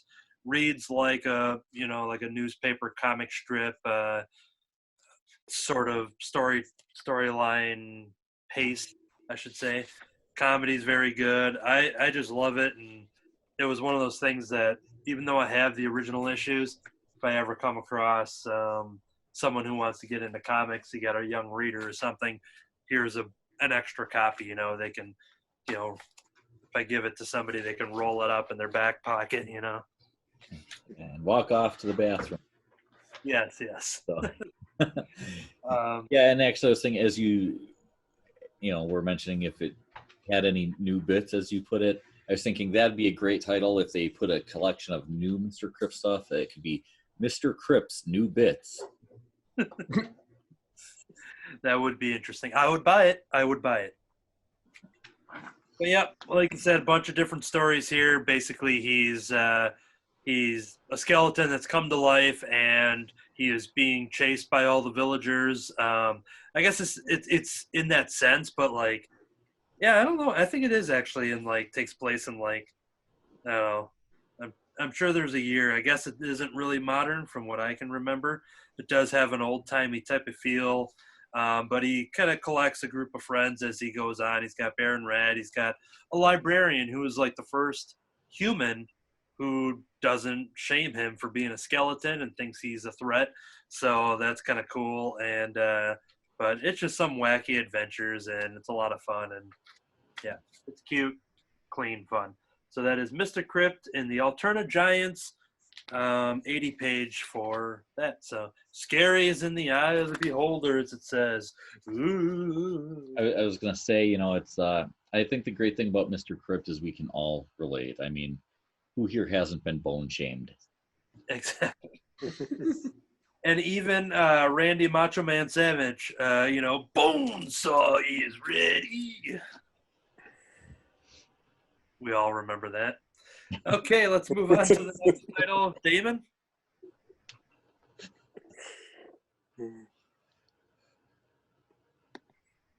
Audio, please. This is show and tell. Silent reviews with Damon.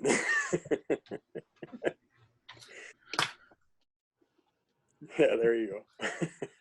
This is Basketful of Heads, issue 6. Okay. Unmute. Yes, I did. Yes, Basketful of Heads, issue number 6. Second to last issue of this run. Starts off right where the last one ended. The last one, our maiden with the axe had one hand handcuffed to a parking meter in the pouring rain with the bad guy coming with a shotgun from around the pickup truck, saying, never bring an axe to a gunfight. He comes around the corner and she's gone. One of the heads told him she cut off her beeping thumb to get out of the handcuffs, and that's when this guy loses his head. Why was her thumb beeping? Was it hooked up to medical and device or something? Because this is, for those that don't know, Black Label, so they actually swear. And since this is going out on public radio and YouTube, I chose we to can't use just say the expletive. beeping. We have to say beeping instead of beeping. Yeah. Exactly. So, and I actually probably shouldn't have shown this page because on the other side there's a middle finger. So edit that in post. Anyways, David?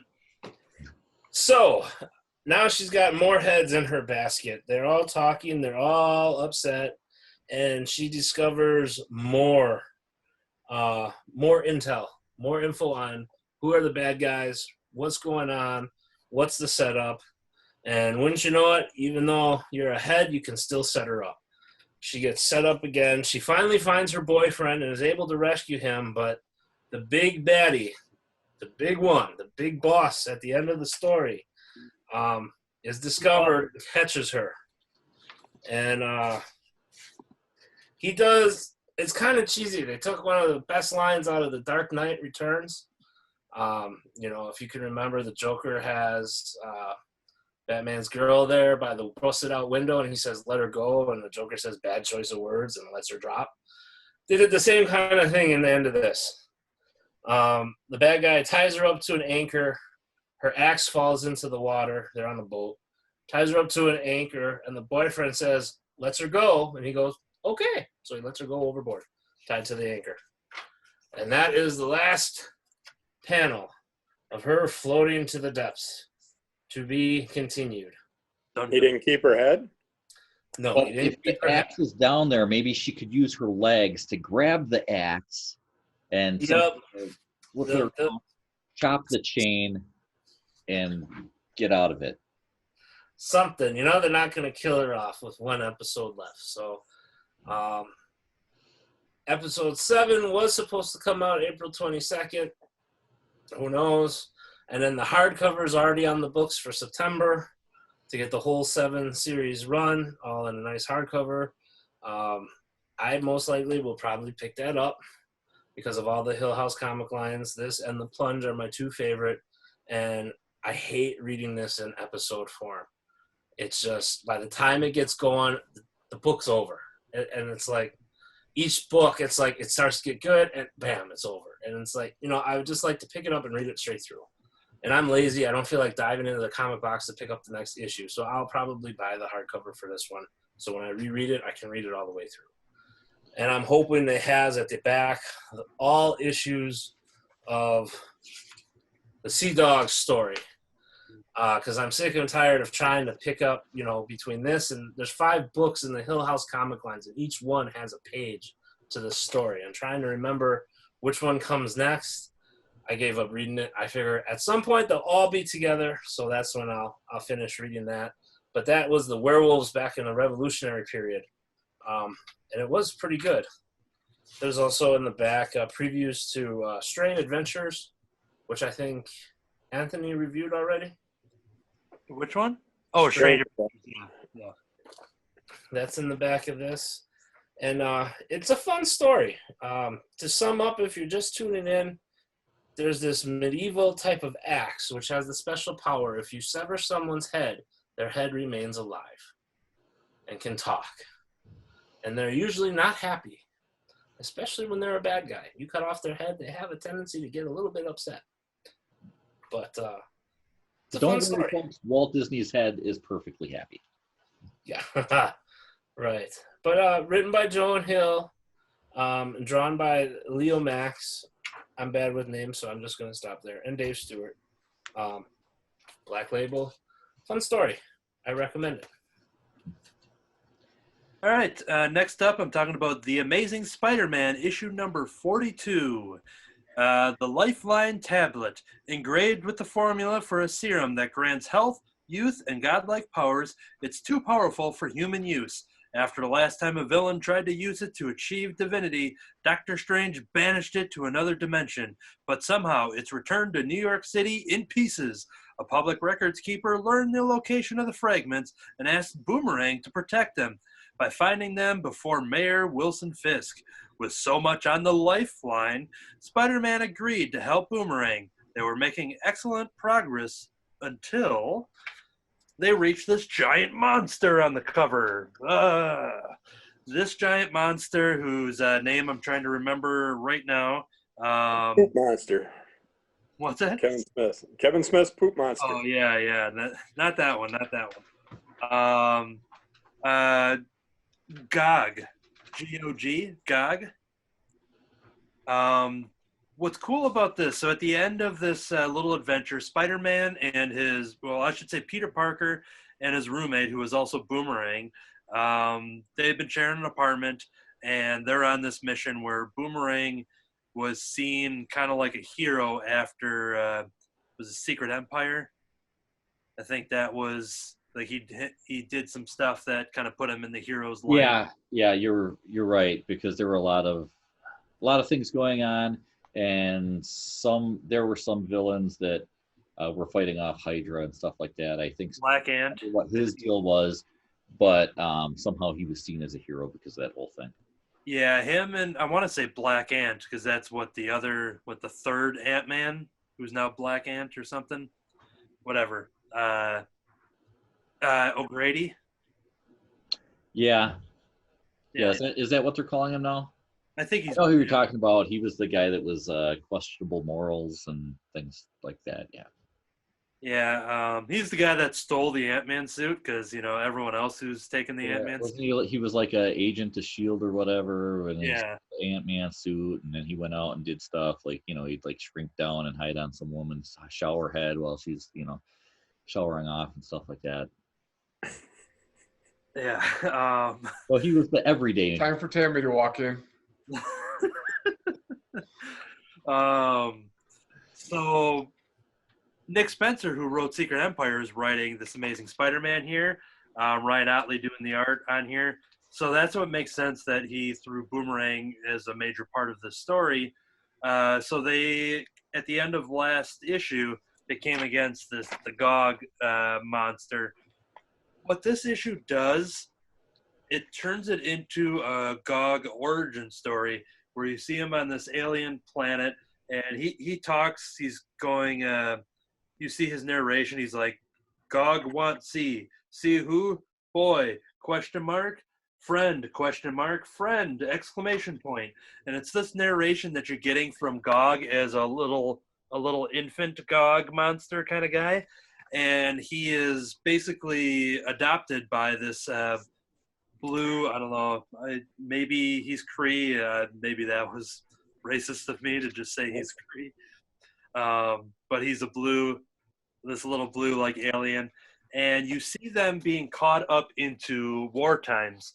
So Gog is kind of witnessing this happening on his, he's in the comfort of his own friend. And it's kind of like a Superman type of story where the kid and the parents, everybody has to kind of get into a ship but there's not room for the Gog creature, but they put him into a little pod.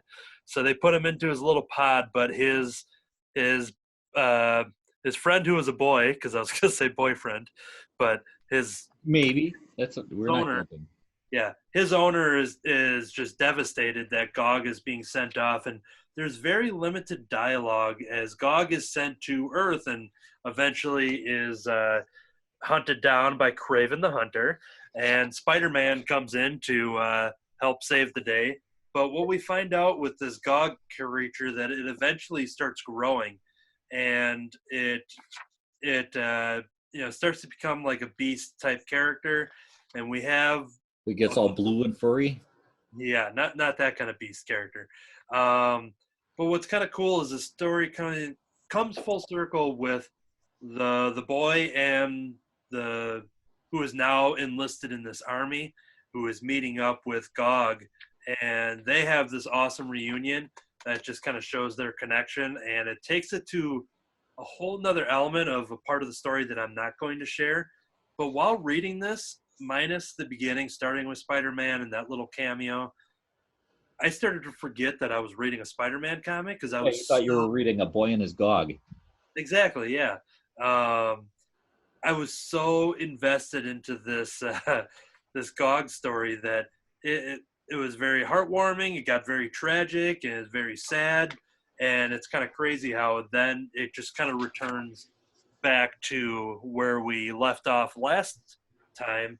So in a way, the whole story, it feels like this issue doesn't need to exist in the sense of the Spider-Man story, because we ended there last time, and now this issue ends at that moment too. But we just had all the backstory with who this creature is. As you're talking about Kreese and then these backstories and the flashback of his origin and fleeing and everything, it sounds like this actually could have been thrown in the middle of Road to Empire. Yeah, it could have easily been part of that. The that family could have just told this story right away too. But yeah, this is one of those things.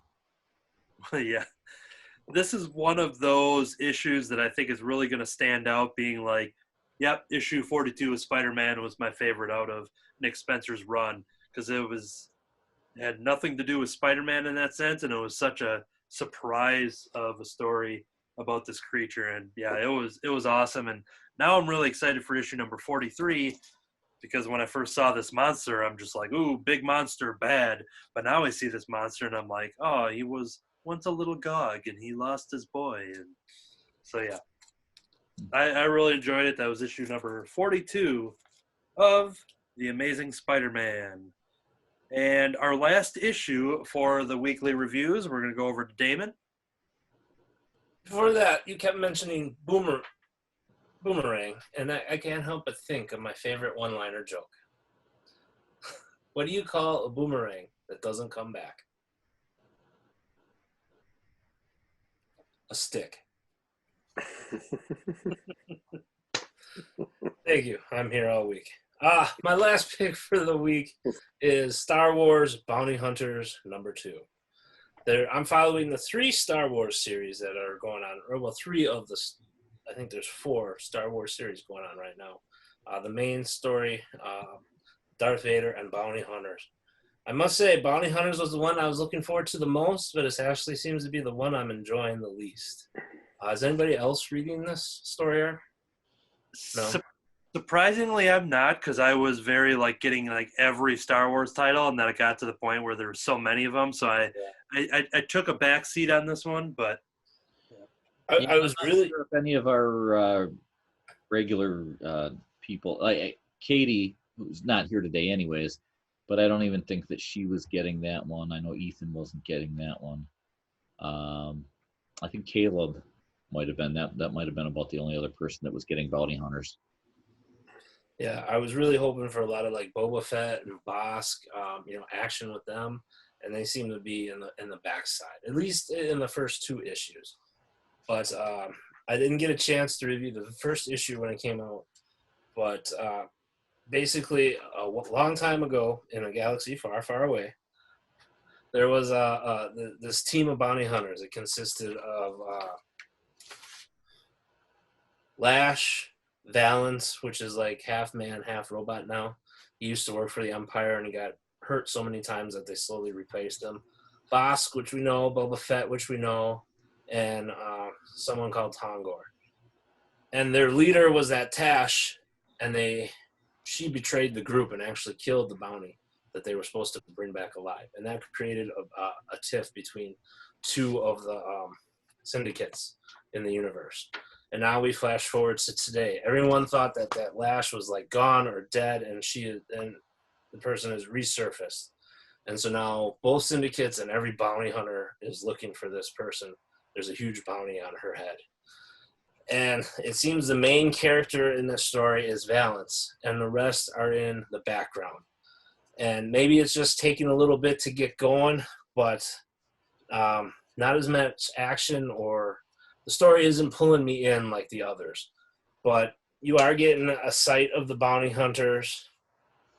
You're mainly just getting introduced to all the characters. They're still trying to set up, trying to get you to form an attachment with everyone in the issue. I think the next issue will be the one that really tells tale as to whether or not this is going to be a good series or not. And it ends with the main guy thinking he can get the coordinates, and of course there's bounty hunters that are tracking him, so they can swoop in at the last minute and claim the big bounty. And that's all I know so far about Star Wars Bounty Hunters. I highly recommend the main series and the Darth Vader series. I can't really recommend this one yet. It could get really good, but the first 2 issues are just sort of set up. So it depends what happens next as to whether or not I can really recommend this story, which is a shame because, like I said, the Bounty Hunters have always been my favorite, and this was the one I was looking forward to the most. Go figure. I was going to jump on, but I decided to wait for the trade paperback and see what your reviews were about it. That's probably a good thing.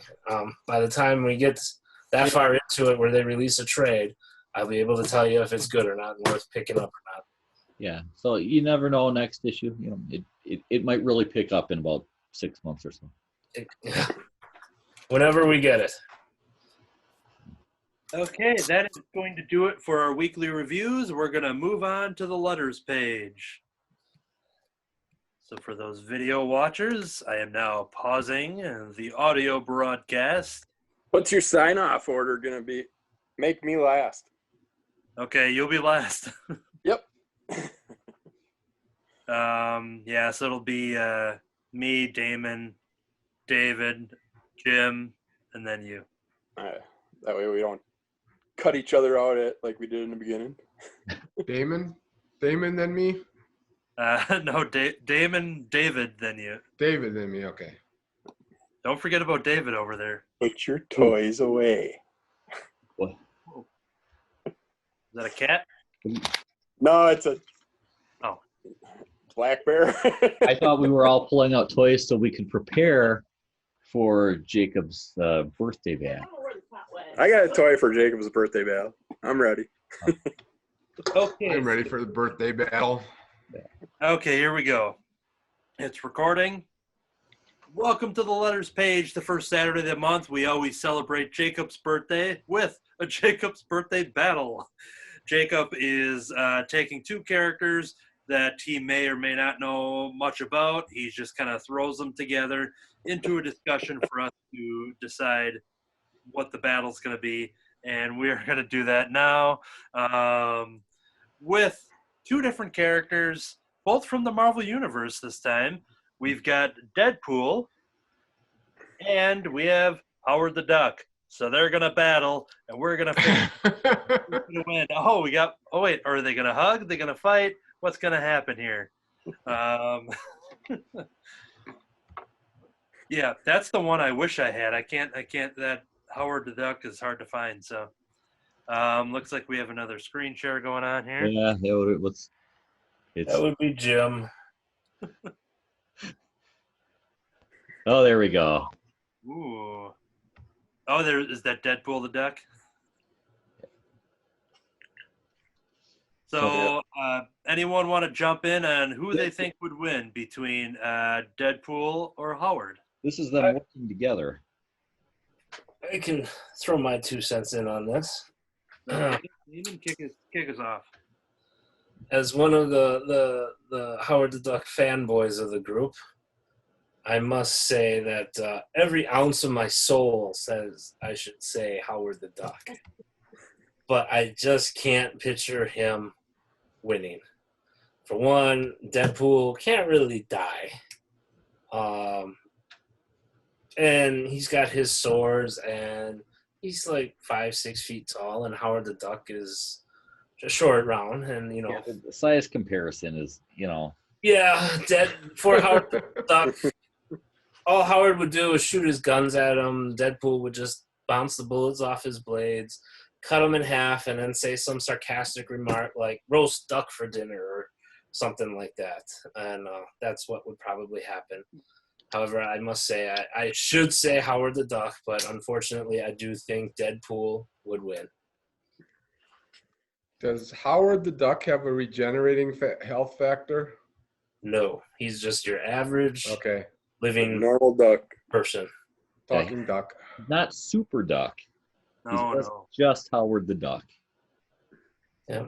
Just a former music executive. Turned Next private up. investigator. Right? Yeah. David, how about you? Do you have a clear winner? A clear winner? No, I don't. Because be perfectly honest with you, I haven't really read a lot of material with either of them. I would have to kind of say, based on my limited knowledge of the characters, that probably Deadpool, whether in potato form or not, would probably beat the Duck. Although duck and potatoes together sound pretty tasty. All right, Now, Jim. potatoes fried in duck fat would be really good.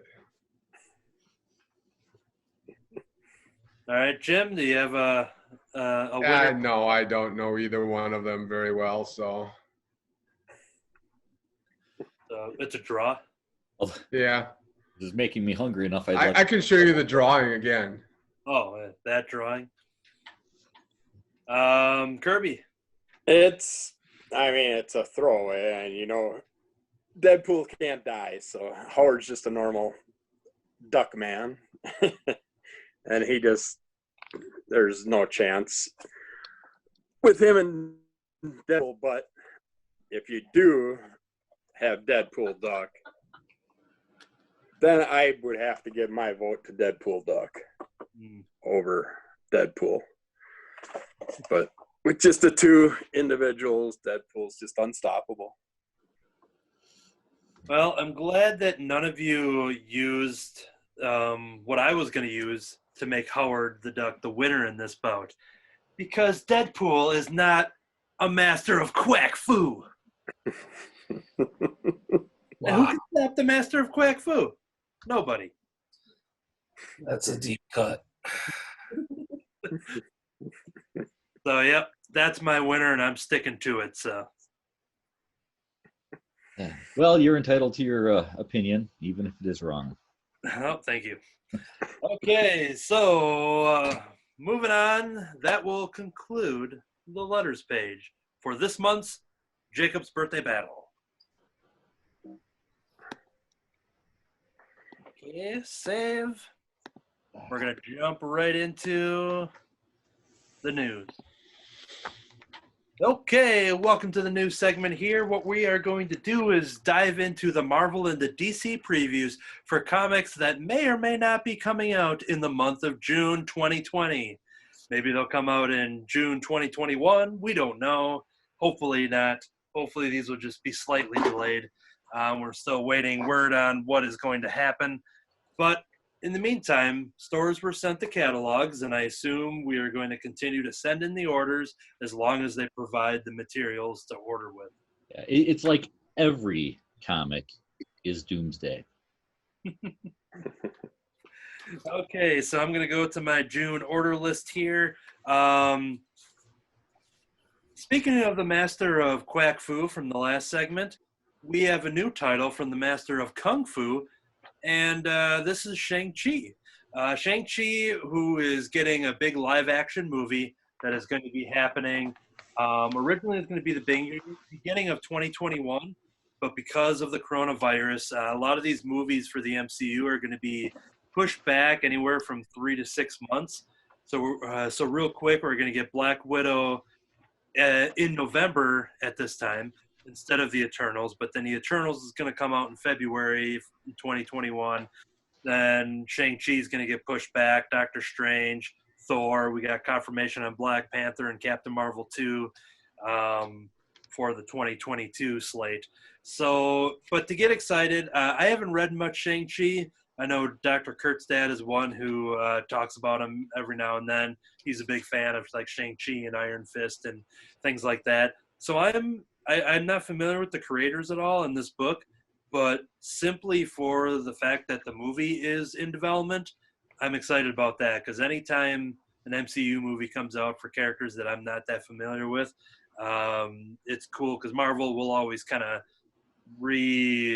not revamp, but kind of reintroduce that character, give them a series again, and start to publish more of their material. So I'm excited for Shang-Chi #1. Damon? Okay, well, I've got a question. I was going to pick something, but there's something else, and I can't wait to ask this. I want to see if any of you know who's getting married in the Marvel Universe. The reason I'm asking is because a lot of times when they have some sort of a release of something, like a facsimile edition or something like that, it coincides with something. And we have not one, but 2 wedding facsimiles coming out whenever these comics are released. We've got Amazing Spider-Man Annual 21 with the Peter Parker, Mary Jane Watson marriage. And then we have X-Men #30 facsimile edition, which, of course, was the Scott Summers, Jean Grey marriage.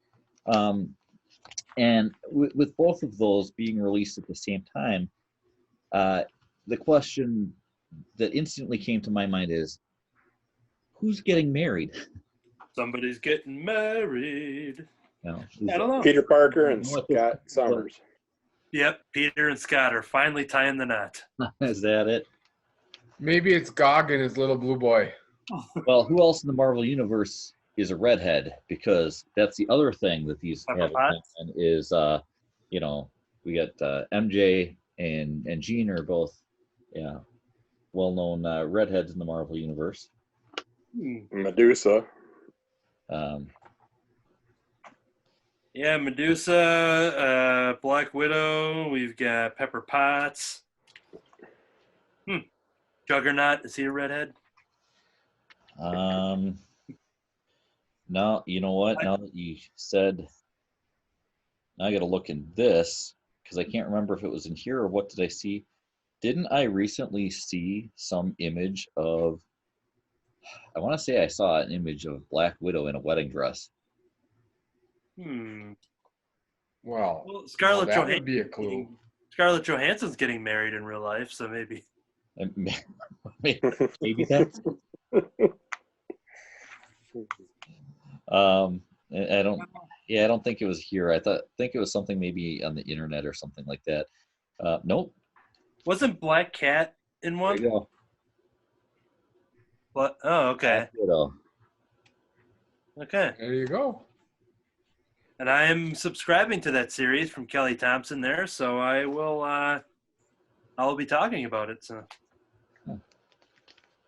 I just won't wear white to that comic book club review. All right. I'm sorry, I didn't mean to give everybody the close-up of Black Cat's butt, but Darn it. Okay, Damon, do you have a Marvel pick here? This month from Marvel, there's not really any big #1s for me. Everything I'm getting from Marvel this month, is continuations, 4, 5s, 8s, 9s of series that I'm following. My big picks for this catalog are, of course, the collected editions. I've been wanting to try and experience Conan the Barbarian, get more into the fantasy stuff, but I didn't really want to go back to like the original Marvel years, that old, the Silver Age or Bronze Age, the old stuff. I'm not really into that. But there's a new omnibus coming out called Conan the Barbarian Kurt, I'm bad with names, Busiek omnibus. And it sounds like this is all stuff from like the 2000s. And it's his full run, issues 1 through 28, 32, 39, and 45 through 46. And Book of Thoth 1 through 4. So I'm assuming with his #1, he's going to start with his version of an origin story, and it'd be a nice jumping on point, I'm thinking, for me to get a little taste of the Conan the Barbarian universe. So I'm thinking of jumping on there and seeing what it's all about. Yeah, that's probably a good jump on point. Crypt Music has, definitely probably going to have a more modern writing style. Yeah, so that'll probably suit your needs a lot better. All right, David? Just real quick, I got to jump in here and say, as a little correction, that I looked at it very quickly as I was pulling it away, and that is not Black Widow's butt. So I know I would not have been showing a close up of Black Widow's butt. Anyways, I think that is White Fox. So I stand corrected. Oops. Do you have a pick, or is it that? The White Fox's butt. Yes, I picked the White Fox's butt. And this is hi, Tammy. Wait, why is she at your house? I gotta go. Well, I'll lead in with my next question because now I'm not sure how many Spider-Man titles are we up to right now? 72. Yeah, because we're up. We got another one with nonstop Spider-Man. And reading about this, I haven't quite got the point of it. It's nonstop Spider-Man, which is, as it says here, it's a pulse-pounding, adrenaline-pumping comic. And that, as it implies, once you read it, it doesn't stop. So is this just like this nonstop? As soon as the story starts, it just keeps going. Won't stop. Is this just supposed to be this action-packed thrill ride? It's and is this the other thing I was looking at? Is this just a 40-page? It's 40 pages. Is this a one-shot? Yeah, I don't see it saying it's a one-shot, and that would be ironic if it was nonstop Spider-Man, and then Well, that's what my first thought is. It's an ongoing. So I'm thinking, are they going to really be able to keep up that kind of pace with a comic? A lot of times you'll have a couple fast ones, then you'll have a slower one where you kind of catch your breath in the story, do a little bit of character building or whatever before something picks up some of their battle or whatever. This they're setting this up to be this really action-packed thrill ride, so it'd be interesting to see, I think, what they do with nonstop Spider-Man, and how they handle having this title that lives up to its name. But if you're a Spidey fan and you got to have that next Spidey book, here we go with a new #1, nonstop Spider-Man. And this is who's on this one? This is Joe Kelly is the writer, and Chris Pachalo on art. Yeah. Two names I'm not real familiar with. I couldn't tell you off the top of my head what they've done before. Joe Kelly, I want to say that, I don't know if that's the I Kill Giants creator, who's also done a lot of Deadpool. If I'm not mistaken, I think that's who that is. So. All right. Next up, let's go with Kirby. I had one quick question for Jim. You did the How to Read Comics the Marvel way, right? I did not actually get it. Oh, you didn't? Okay. I thought you were reading it. Okay, well, I I'm thought going it to was make interesting, but I haven't read it. I'm going to make David do some work because I want to find out more about the blood clocks. I don't know if it's a run, who it's running between, but Wolverine is the prisoner of Dracula. By forming an unlikely alliance, Logan fights back, stakes claws, tricked out snowmobiles, and wintry mayhem awaits you. I don't know if this is going to jump between other characters' runs or what. It's in Wolverine #5. So Okay. I'm going to put you to work since I don't have my little Kurt to take care of me with my little oddball runs. All right. I don't think I set him up on that one. I did set him up on some other type of vampire one that I was waiting for, which goes into Strike Force and stuff with Deadpool. But yeah, now I seen this and I want that. I'd like that picture framed. I love that picture. All the bats and Wolverine. Jim? Yeah, I found one that I'm interested in here. America Chavez, made in the USA. This is a limited run of 5. Yes. This is a character I don't know a lot about, but I did read her in Marvel Rising Stories, and she was interesting there. So she had an interesting power set, I thought. So probably going to check this one out as well. Kind of a cool looking That is picture on my over list there. as well. I think she's got like a lot of like portal jumping powers, if I'm not Yeah. And a heck of a punch as well. Yeah, I've read her in that as well, and then in a couple of the other series that she's popped up. I think she was on the Ultimates, maybe, or something. But Could be. yeah, this is another start for her character in this miniseries, so that's also on my list. Real quick, Giant Size X-Men Storm #1. This is Jonathan Hickman and Russell Dauterman, which is an outstanding creative team. And then you have a variant covered by Jen Bartel. Yes, please. It's Storm, one of my favorite X-Men, and you've got that creative team. One shot. I am excited. That's my next pick. Damon?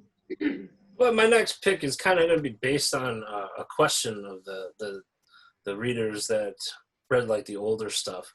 I'm looking on page 103 at the Marvel Horror Lives Again omnibus. It's all like stuff from the 60s and 70s. And I'm the big horror fan.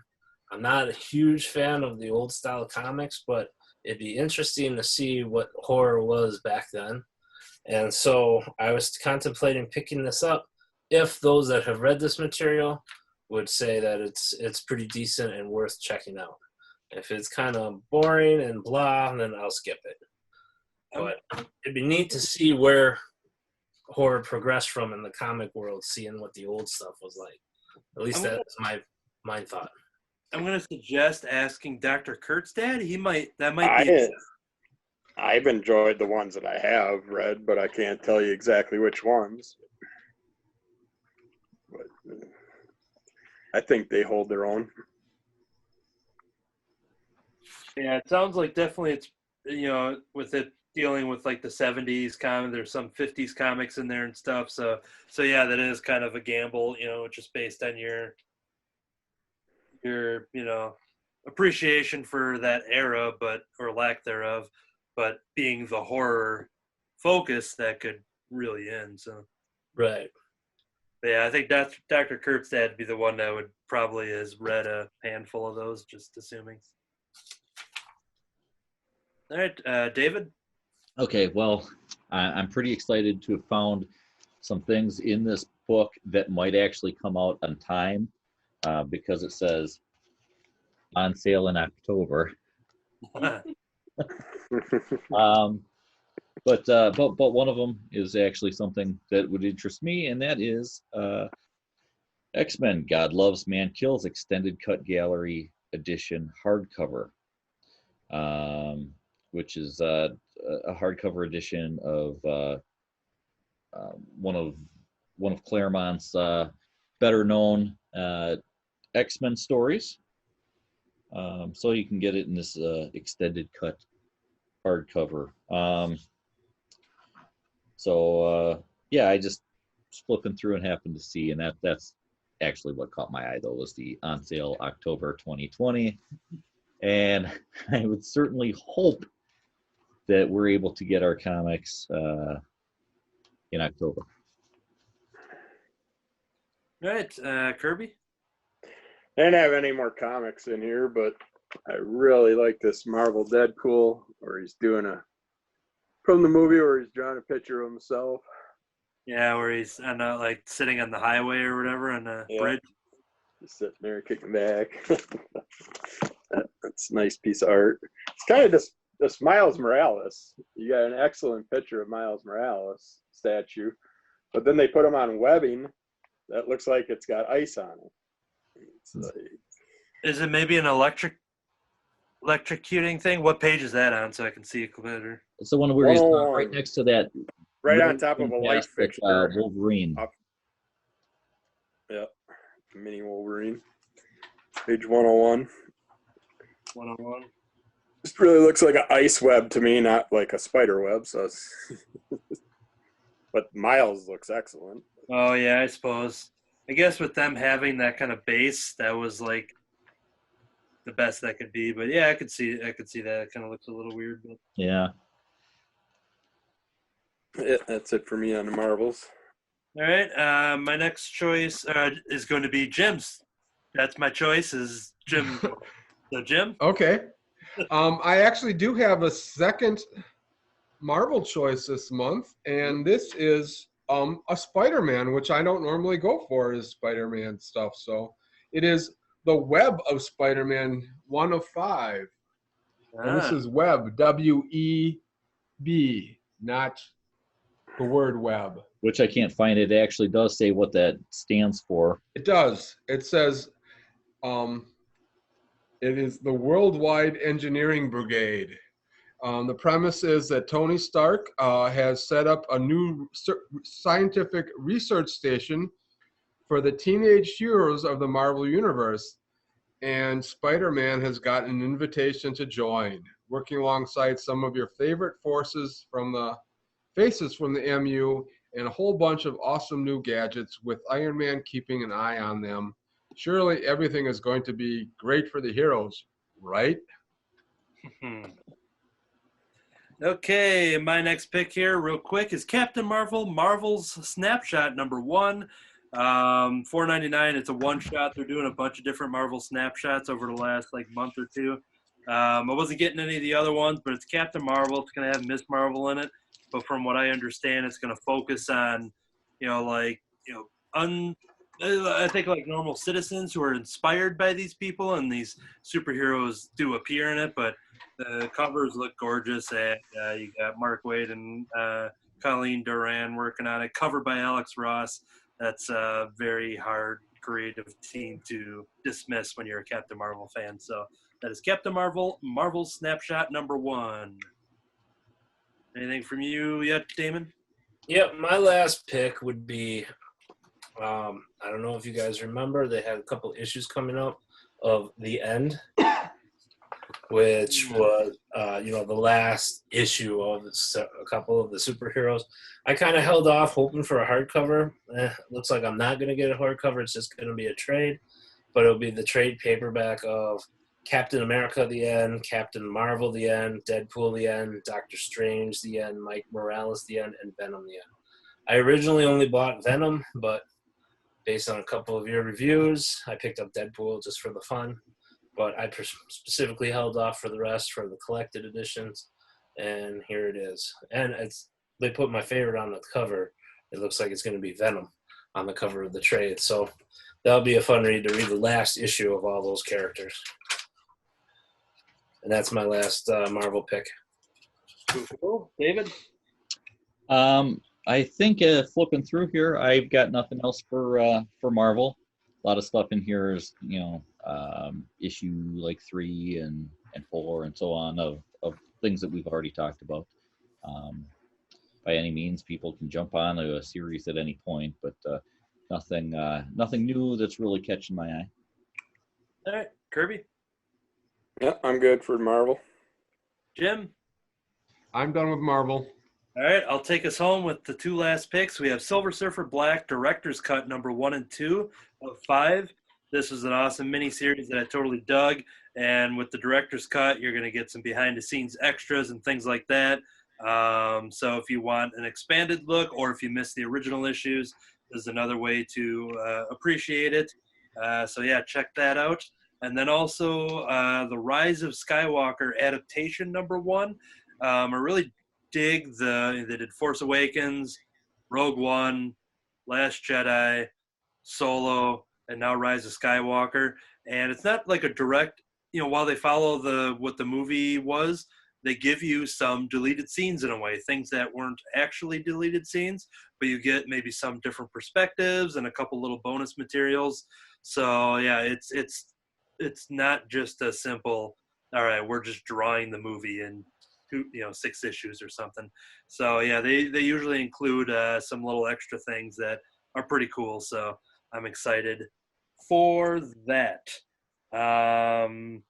I think that was the end of mine here. Okay, yep. So we're going to jump over to the DC previews. So once again, these are going to be for products coming out in June. Yep, thank you. David's got the cover up there. I had my stuff set aside here. Hold on once. I must have misplaced it. I might have left it in the. David, do you have an extra copy there? Can I just take that, borrow that here? Oh, okay. Thank you. So thanks, David. This is the DC Previews catalog. So I am going to switch over to that list. Right away on the cover, you see Batman 3 Jokers. This is something that was teased a while back, I think. I almost forgot about it. It goes back to Rebirth, right in that area. The button. Before Rebirth. It goes back to the New 52 when Jeff Johns was writing Justice League. Oh, really? In the Dark Side War, when the Justice League all took over various god roles and Batman sat on the Mobius chair, and before he got off, he looked into it, who is the Joker, and he finds out there were 3 of them. Is that what it is? I remembered it being back quite a ways. So it was so yeah, I think that was just prior to Rebirth. Yeah, it was probably fairly close to the end of the New 52 run, yeah. Well, we got Jeff Johns, Jason Fabok. It's a black label, prestige format. I'm going to get it because why not? So that's my first pick. Damon? My first pick is right on the first page. Deceased Dead Planet #1. Being the horror guy, I've gotten all the Deceased so far, and I've collected the movie variants for all of them, for the main run, for the Unkillables run, and the one-shot A Good Day to Die. And thankfully, this run also looks like they're going to be doing the movie variants, and this is a cool one for those that haven't seen it. The movie variant for this one is going to be a copy of like Blade Runner poster. So that will be fun. And so I'm looking forward to picking up the next Deceased story. Excellent. David? All right, as I'm flipping through here, I will say one thing that's nice, and I'm actually gonna there's like 3 in a row here that I'm gonna mention here that look like they're kind of set for younger readers, which is always nice because I'm always excited about getting younger readers involved in comics and reading. So you start them when they're young. I'm like the drug dealer, right? So we got Tuck them into your basement.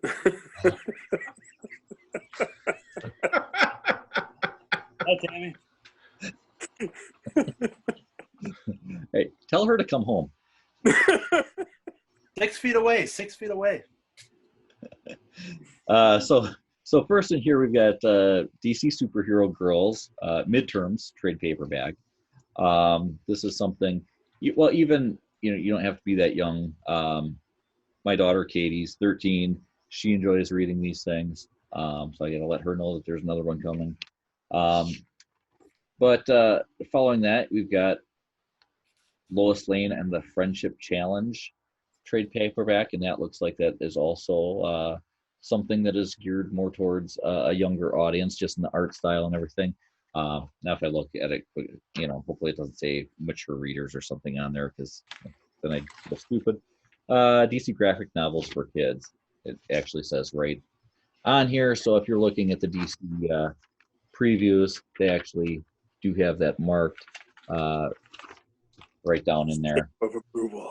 And so the third one then is probably a better known thing for people outside of comics. Teen Titans Go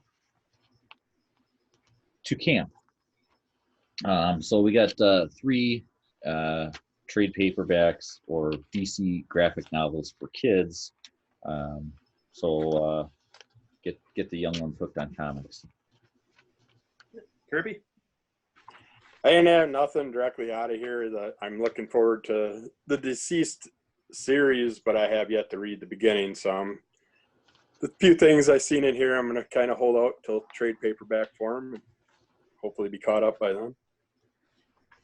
All right, Jim. Well, in addition to the Joker, Three Jokers, and the Deceased title, I'm also kind of into the Joker War, which is currently starting up in the Batman title. So in addition to the Batman title, which I already get, I'm also looking forward to Batgirl 48 and Nightwing 73, which are tie-ins to that storyline. So they are going to be one-shots from those series. Actually, their second story, the second part of those stories from those books. So, but they're tying into the Batman titles, which are carrying the Joker War, which surprisingly also comes out at the same time as Three Jokers. Perfect. My last pick that's not just an ongoing series that I'm picking up, Wonder Woman 1984 Giant #1. Like they did with the CW Crisis event, they had that little tie-in story, which I think may be the first time that DC has done that. Marvel's done those preludes and things like that. But this one is for Wonder Woman 1984, currently or originally slated for June. Currently rescheduled for August for the movie, I should say. But yeah, I'm excited to pick up that Giant, which has a bunch of other Wonder Woman reprints throughout the decades. And when I say decades, I mean just the 80s, because yeah, 87, 83, 87. So yeah, they're sticking to 80s. It makes sense for a 1984 Giant story. And one thing I'll have to have David do some research on from Diamond, there's a lot of DC books that have the Wonder Woman 1984 variant cover. And I'm not sure if those are all going to be any sort of, higher tiered incentives or anything like that. But I put a couple of them on my list, and I think even on some books I wasn't getting, just because I'm curious what these are going to look like. So I want to try to find a list online, and then also, David, if you're able to get that info when I relay it over to see if those are actually available or not. But Okay, and hopefully DC is not too bad with it. It's not like Marvel, where a lot of their variants are you have to meet certain tiers to get them. By 125% of what you bought of this issue, Yeah. so on. So there's a good chance that we'll be able to get those, but I'll look into it for you. all right, and since I know my original previous copy is around here somewhere, so in case someone else needs it, I'll just give it back to you, David, here. So here you go. Thanks. All right. That's fine. I don't want that one. Hold on. Where'd it go? It just fell in here. Oh, just I didn't get it. It's yours. You keep it. Okay, I guess I will. Thanks. Damon? And once again, there went all our production budget on the special effects. My last DC pick, I'm actually glad is finally going to be coming back out. It was originally solicited and then canceled, and now it's resolicited again. It is considered a classic. I'm sure most of you have probably read it. I have not read it. I have seen the movie, and I've been holding out for the reprinting of the Absolute Edition, but that is the Absolute Dark Knight, which is Frank Miller's Dark Knight Returns. And it also includes The Dark Knight Strikes Again, which I hear from just about everybody that's managed to get all the way through it really sucks. But the original Dark Knight Returns is supposed to be really good. And I've been holding out to read it because I like the absolute formats. And the first one is out of print and extremely expensive, so I'm glad it's getting reprinted. And I'll be able to pick it up and finally see if it's as good as everyone says it is. Cool. David? All right. Well, I'm a little excited about this. Normally, I don't pick stuff that I'm already reading as well into it, but Superman 24 is actually going to feature Dr. Fate, who's a character that you don't typically see in a Superman book. But it is interesting because one of Superman's weaknesses that they don't really go into a lot in his own titles, at least, is his weakness against magic. So they're finding a way to pit him against one of the most powerful magic using people, characters in the DC universe. So I'm kind of interested to read Superman 24. I'd be reading it anyways. but just for that reason. Again, it's a character you don't normally see him teamed up or matched up against in the comics, but somebody that you'd like to see him against because of that weakness. So looking forward to checking out Superman 24 when that finally ever gets into my hands. All right, Kirby. I'm good. Okay, Jim. I'm not going to get them because they're out of my price range, but I do want to highlight these because I would love them. I don't usually go for collecting things, but these are statues. We have a Batman black and white, and then a brand new Joker statue. And I think as a set, those would be great on a bookshelf or something. Yeah, definitely. Cool. All right, that was it for mine. So Damon and David, if you have any final ones. I actually, I found another one. The same thing. It's something that I read anyways, but something that might be interesting. And I brought it up just because I think on the podcast a few weeks ago, we were talking Young Justice. Jim had asked a question about the people on it, and I was explaining that in the comic book version, being different than the Young Justice animated TV show, it started off with the characters of the Tim Drake version of Robin, the Connor Kent version of Superboy, and Bart Allen Impulse. So Young Justice number 17 is actually going to go back. They've had all these different characters added to it, and I've been a little concerned about what they were doing and where they were going with it. 17 gets back to the very basics of Young Justice. It's going to focus on the friendship of those three characters that started Young Justice to begin with. So I think that's going to be wonderful to actually go back, finally, after all this time, to the very basic essence of what Young Justice is. All right. So that will do it for the DC and Marvel previews. Next week we'll cover the Independents for release June and beyond, and we emphasize the beyond. And that'll do it for the whole show. So yeah, we'll come back next week. This will be, this has been our first week of no new books, and so we're gonna come back to the show next week with books that we've been reading, things that are long, our tall piles, and things that we revisit, basically whatever you want to bring. It's a free-for-all, and so we're going to do that for next week's show and for the unforeseeable future here. So in the meantime, this is the video version of how I scroll through my notes, so you can see where I have to try to get back to where I was. This entire time, I've lived 277 years since the last time you saw me. I've been starting a GoFundMe for the Funko Pop He-Man death celebration. I've been the co-host of The Ghost. Wait a minute, bank robber. Bank messenger, it's Gordon. Got him. I've been Kirby Funk, and I'm coming after you, Cactus Lash, in a strap match with a noose on the top rope win challenge. Ooh, yeah. Brother. What's funny is that, do you know that Cactus Lash was my backyard wrestling? Okay.